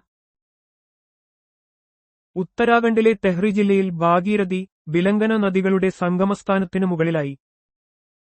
ടെഹ്രി ജലവൈദ്യുത പദ്ധതി ഉത്തരാഖണ്ഡിലെ ഒരു പ്രധാന ബഹുമുഖ പദ്ധതിയാണ്. ഭാഗീരഥി, ബിലംഗന നദികളുടെ സംഗമസ്ഥാനത്താണ് ഇത് സ്ഥിതി ചെയ്യുന്നത്. വൈദ്യുതി ഉൽപ്പാദനം, ജലസേചനം, പ്രളയനിയന്ത്രണം തുടങ്ങിയ ലക്ഷ്യങ്ങളോടെയാണ് ഇത് നിർമ്മിച്ചിരിക്കുന്നത്. പുരാതനമായ മുള ഉപയോഗിച്ചുള്ള തുള്ളിനന സമ്പ്രദായം സാധാരണയായി ഉപയോഗിക്കുന്ന ഇന്ത്യൻ സംസ്ഥാനം ഏതാണ്? മേഘാലയ. മേഘാലയയിലെ ഒരു പരമ്പരാഗത ജലസേചന രീതിയാണ് മുള ഉപയോഗിച്ചുള്ള തുള്ളിനന സമ്പ്രദായം. 200 വർഷത്തിലേറെ പഴക്കമുള്ള ഈ രീതിയിൽ മുളകൾ ഉപയോഗിച്ച് അരുവികളിലെ വെള്ളം ചെടികളിലേക്ക് ചെറിയ അളവിൽ എത്തിക്കുന്നു. ഇത് ജലസംരക്ഷണത്തിന് ഉത്തമമായ ഒരു മാതൃകയാണ്. ഭൂപൻ ഹസാരിക സേതുവിന്റെ ധോള സാദിയ പാലം നീളം എത്രയാണ്? അത് ഏത് നദിക്ക് കുറുകെയാണ് നിർമ്മിച്ചിരിക്കുന്നത്? 9.15 കിലോമീറ്റർ നീളം, ലോഹിത് നദിക്ക് കുറുകെ. ഭൂപൻ ഹസാരിക സേതു ധോള സാദിയ പാലം എന്നും അറിയപ്പെടുന്നു. ഇത് ഇന്ത്യയിലെ ഏറ്റവും നീളമുള്ള നദീതീര പാലമാണ്. ബ്രഹ്മപുത്ര നദിയുടെ പോഷകനദിയായ ലോഹിത് നദിക്ക് കുറുകെയാണ് ഈ പാലം നിർമ്മിച്ചിരിക്കുന്നത്. വടക്കുകിഴക്കൻ ഇന്ത്യയിലെ ഗതാഗതബന്ധം മെച്ചപ്പെടുത്തുന്നതിൽ ഈ പാലം വലിയ പങ്ക് വഹിക്കുന്നു. ദരോയി അണക്കെട്ട് സ്ഥിതി ചെയ്യുന്നത് എവിടെയാണ്? എന്തൊക്കെ ആവശ്യങ്ങൾക്കാണ് ഇത് നിർമ്മിച്ചത്? വടക്കൻ ഗുജറാത്തിലെ മെഹ്സാന ജില്ലയിലെ ദരോയിക്ക് സമീപം സബർമതി നദിയിൽ ജലസേചനം, വൈദ്യുതി ഉത്പാദനം, പ്രളയനിയന്ത്രണം എന്നിവയ്ക്കായി നിർമ്മിച്ചു. ഗുജറാത്തിലെ സബർമതി നദിക്ക് കുറുകെ നിർമ്മിച്ച പ്രധാനപ്പെട്ട ഒരു അണക്കെട്ടാണ് ദരോയി അണക്കെട്ട്. ജലസേചനം, വൈദ്യുതി ഉത്പാദനം, പ്രളയനിയന്ത്രണം എന്നിവയാണ് ഇതിന്റെ പ്രധാന ലക്ഷ്യങ്ങൾ. ഗുജറാത്തിലെ കാർഷിക മേഖലയ്ക്കും കുടിവെള്ള ലഭ്യതയ്ക്കും ഇത് നിർണായകമാണ്. ഹിരാക്കുഡ് ക്യാപ്റ്റീവ് താപവൈദ്യുത നിലയം എവിടെയാണ് സ്ഥിതി ചെയ്യുന്നത്? ഒഡീഷയിലെ ഹിരാക്കുഡ് അണക്കെട്ടിന് സമീപം. ഹിരാക്കുഡ് ക്യാപ്റ്റീവ് താപവൈദ്യുത നിലയം ഒഡീഷയിലെ ഹിരാക്കുഡ് അണക്കെട്ടിന് സമീപം സ്ഥിതി ചെയ്യുന്നു. പ്രധാനമായും ഒരു പ്രത്യേക വ്യവസായശാലയുടെയോ ഉപയോക്താവിന്റെയോ ആവശ്യങ്ങൾക്കായി വൈദ്യുതി ഉത്പാദിപ്പിക്കുന്ന നിലയമാണ് ക്യാപ്റ്റീവ് പവർ പ്ലാന്റ്. ഇത് പ്രാദേശിക വ്യവസായങ്ങൾക്ക് ഊർജ്ജം നൽകുന്നു. ബക്ര-നംഗൽ പദ്ധതി ഏത് നദിയുമായി ബന്ധപ്പെട്ടിരിക്കുന്നു? ഏതൊക്കെ സംസ്ഥാനങ്ങൾക്കാണ് ഇതിന്റെ പ്രയോജനം ലഭിക്കുന്നത്? സത്ലജ് നദി പഞ്ചാബ്, ഹരിയാന, രാജസ്ഥാൻ, ഹിമാചൽ പ്രദേശ്. ഇന്ത്യയിലെ ഏറ്റവും വലിയ ബഹുമുഖ നദീതട പദ്ധതികളിൽ ഒന്നാണ് ബക്ര-നംഗൽ പദ്ധതി. സത്ലജ് നദിക്ക് കുറുകെ നിർമ്മിച്ച ഈ അണക്കെട്ട് പഞ്ചാബ്, ഹരിയാന, രാജസ്ഥാൻ, ഹിമാചൽ പ്രദേശ് എന്നീ സംസ്ഥാനങ്ങൾക്ക് ജലസേചനം, വൈദ്യുതി, കുടിവെള്ളം എന്നിവ നൽകുന്നു. ബിയാസ് പോങ് ഡാം പദ്ധതി ഏത് നദിയുമായി ബന്ധപ്പെട്ടിരിക്കുന്നു? ഏതൊക്കെ സംസ്ഥാനങ്ങൾക്കാണ് ഇതിന്റെ പ്രയോജനം ലഭിക്കുന്നത്? ബിയാസ് നദി രാജസ്ഥാൻ, പഞ്ചാബ്, ഹരിയാന, ഹിമാചൽ പ്രദേശ്. ബിയാസ് നദിക്ക് കുറുകെ നിർമ്മിച്ചിരിക്കുന്ന പോങ് ഡാം ബിയാസ് പദ്ധതിയുടെ ഭാഗമാണ്. രാജസ്ഥാൻ, പഞ്ചാബ്, ഹരിയാന, ഹിമാചൽ പ്രദേശ് എന്നീ സംസ്ഥാനങ്ങൾക്ക് ജലസേചനം, വൈദ്യുതി ഉത്പാദനം, കുടിവെള്ളം എന്നിവ ഇത് ഉറപ്പാക്കുന്നു. ഈ അണക്കെട്ട് ഒരു പ്രധാന പക്ഷിവീക്ഷണം കേന്ദ്രം കൂടിയാണ്. ഏത് നദികളുടെ സംഗമസ്ഥാനത്ത് നിന്നാണ് ഇന്ദിരാഗാന്ധി കനാൽ വെള്ളം എടുക്കുന്നത്? ഏതൊക്കെ സംസ്ഥാനങ്ങൾക്കാണ് ഇതിന്റെ പ്രയോജനം ലഭിക്കുന്നത്? ബിയാസ്, സത്ലജ് നദികളുടെ സംഗമസ്ഥാനം രാജസ്ഥാൻ, ഹരിയാന, പഞ്ചാബ്. ഇന്ത്യയിലെ ഏറ്റവും നീളമുള്ള കനാലുകളിൽ ഒന്നാണ് ഇന്ദിരാഗാന്ധി കനാൽ.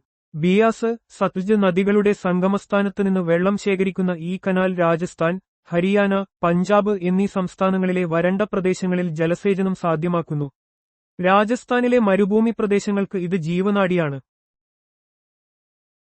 ചമ്പൽ പദ്ധതി ഏത് നദിയുമായി ബന്ധപ്പെട്ടിരിക്കുന്നു? ഏതൊക്കെ സംസ്ഥാനങ്ങൾക്കാണ് ഇതിന്റെ പ്രയോജനം ലഭിക്കുന്നത്? ചമ്പൽ നദി മധ്യപ്രദേശ്, രാജസ്ഥാൻ. ചമ്പൽ നദിക്ക് കുറുകെ നിർമ്മിച്ചിരിക്കുന്ന ബഹുമുഖ പദ്ധതിയാണ് ചമ്പൽ പദ്ധതി. മധ്യപ്രദേശ്, രാജസ്ഥാൻ എന്നീ സംസ്ഥാനങ്ങൾക്ക് ജലസേചനം, വൈദ്യുതി ഉത്പാദനം, പ്രളയനിയന്ത്രണം തുടങ്ങിയ നിരവധി പ്രയോജനങ്ങൾ ഈ പദ്ധതി നൽകുന്നു. ഗാന്ധി സാഗർ, റാണ പ്രതാപ് സാഗർ, ജവഹർ സാഗർ തുടങ്ങിയ അണക്കെട്ടുകൾ ഈ പദ്ധതിയുടെ ഭാഗമാണ്. ദാമോദർ വാലി പദ്ധതി ഏത് നദിയുമായി ബന്ധപ്പെട്ടിരിക്കുന്നു? ഏതൊക്കെ സംസ്ഥാനങ്ങൾക്കാണ് ഇതിന്റെ പ്രയോജനം ലഭിക്കുന്നത്? ദാമോദർ നദി പശ്ചിമ ബംഗാൾ, ജാർഖണ്ഡ്. ദാമോദർ വാലി പദ്ധതി ഇന്ത്യയിലെ ആദ്യത്തെ ബഹുനദീതട പദ്ധതിയാണ്. അമേരിക്കയിലെ ടെന്നസി വാലി അതോറിറ്റിയുടെ മാതൃകയിലാണ് ഇത് നിർമ്മിച്ചിരിക്കുന്നത്.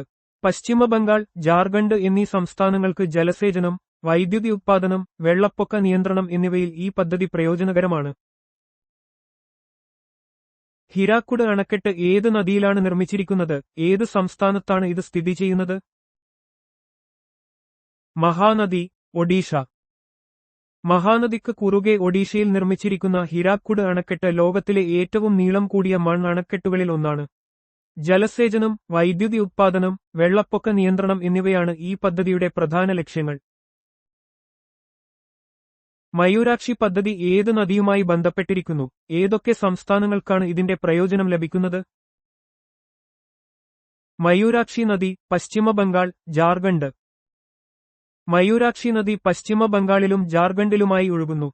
ഈ പദ്ധതി പ്രധാനമായും ജലസേചനത്തിനും വൈദ്യുതി ഉത്പാദനത്തിനും വേണ്ടിയാണ് രൂപകൽപ്പന ചെയ്തിരിക്കുന്നത്. തിൽപ്പാറ അണക്കെട്ട് ഈ പദ്ധതിയുടെ ഭാഗമാണ്.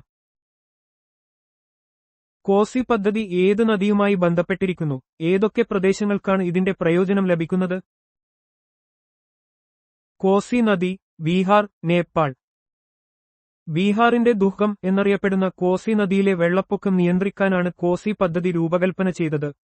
ഇത് ഇന്ത്യയും നേപ്പാളും തമ്മിലുള്ള ഒരു സംയുക്ത പദ്ധതിയാണ്. ജലസേചനം, വൈദ്യുതി ഉത്പാദനം, വെള്ളപ്പൊക്ക നിയന്ത്രണം എന്നിവയാണ് പ്രധാന ലക്ഷ്യങ്ങൾ. തുംഗഭദ്ര പദ്ധതി ഏത് നദിയുമായി ബന്ധപ്പെട്ടിരിക്കുന്നു? ഏതൊക്കെ സംസ്ഥാനങ്ങൾക്കാണ് ഇതിന്റെ പ്രയോജനം ലഭിക്കുന്നത്? തുംഗഭദ്ര നദി കർണാടക, തെലങ്കാന. കൃഷ്ണാനദിയുടെ പോഷകനദിയായ തുംഗഭദ്രയിലാണ് ഈ പദ്ധതി സ്ഥിതി ചെയ്യുന്നത്. ജലസേചനം, വൈദ്യുതി ഉത്പാദനം, വെള്ളപ്പൊക്ക നിയന്ത്രണം എന്നിവയാണ് ഇതിന്റെ പ്രധാന ലക്ഷ്യങ്ങൾ. കർണാടകയ്ക്കും തെലങ്കാനയ്ക്കും ഇത് പ്രയോജനകരമാണ്. നാഗാർജുന സാഗർ പദ്ധതി ഏത് നദിയുമായി ബന്ധപ്പെട്ടിരിക്കുന്നു? ഏതൊക്കെ സംസ്ഥാനങ്ങൾക്കാണ് ഇതിന്റെ പ്രയോജനം ലഭിക്കുന്നത്? കൃഷ്ണാനദി, തെലങ്കാന, ആന്ധ്രാപ്രദേശ്. കൃഷ്ണാനദിയിൽ സ്ഥിതി ചെയ്യുന്ന നാഗാർജുന സാഗർ അണക്കെട്ട് ലോകത്തിലെ ഏറ്റവും വലിയ കൽപ്പണക്കെട്ടുകളിൽ ഒന്നാണ്. തെലങ്കാന, ആന്ധ്രാപ്രദേശ് എന്നീ സംസ്ഥാനങ്ങൾക്ക് ജലസേചനം, വൈദ്യുതി ഉത്പാദനം എന്നിവയിൽ ഈ പദ്ധതി വലിയ പ്രയോജനം നൽകുന്നു. ഫറാക്ക പദ്ധതി ഏത് നദിയുമായി ബന്ധപ്പെട്ടിരിക്കുന്നു? ഏത് സംസ്ഥാനത്താണ് ഇത് സ്ഥിതി ചെയ്യുന്നത്? ഗംഗാനദി, ഭാഗീരഥി, പശ്ചിമ ബംഗാൾ. ഗംഗാനദിയിലെ ജലത്തിന്റെ ഒഴുക്ക് നിയന്ത്രിക്കുന്നതിനും കൊൽക്കത്ത തുറമുഖത്തിലെ എക്കൽ നീക്കം ചെയ്യുന്നതിനും വേണ്ടിയാണ് ഫറാക്ക ബാരേജ് നിർമ്മിച്ചത്. പശ്ചിമ ബംഗാളിൽ സ്ഥിതി ചെയ്യുന്ന ഈ പദ്ധതിക്ക് ബംഗ്ലാദേശുമായി ജലവിതരണ കരാറുകളുമുണ്ട്. കക്രബാർ പദ്ധതി ഏത് നദിയുമായി ബന്ധപ്പെട്ടിരിക്കുന്നു? ഏത് സംസ്ഥാനത്താണ് ഇത് സ്ഥിതി ചെയ്യുന്നത്? താപ്തി നദി, ഗുജറാത്ത്. താപ്തി നദിക്ക് കുറുകെ ഗുജറാത്തിൽ സ്ഥിതി ചെയ്യുന്ന കക്രബാർ പദ്ധതി ജലസേചനം, വൈദ്യുതി ഉത്പാദനം എന്നിവ ലക്ഷ്യമിടുന്നു. ഇതിന്റെ ഭാഗമായി കക്രബാർ അറ്റോമിക് പവർ സ്റ്റേഷനും ഇവിടെ പ്രവർത്തിക്കുന്നുണ്ട്. തവ പദ്ധതി ഏത് നദിയുമായി ബന്ധപ്പെട്ടിരിക്കുന്നു? ഏത് സംസ്ഥാനത്താണ് ഇത് സ്ഥിതി ചെയ്യുന്നത്? തവ നദി, മധ്യപ്രദേശ്. നർമ്മദയുടെ പോഷകനദിയായ തവ നദിയിൽ മധ്യപ്രദേശിലാണ് തവ പദ്ധതി സ്ഥിതി ചെയ്യുന്നത്. ഈ അണക്കെട്ട് ജലസേചനം നൽകുകയും പ്രദേശത്തെ കാർഷിക മേഖലയ്ക്ക് വലിയ പിന്തുണ നൽകുകയും ചെയ്യുന്നു.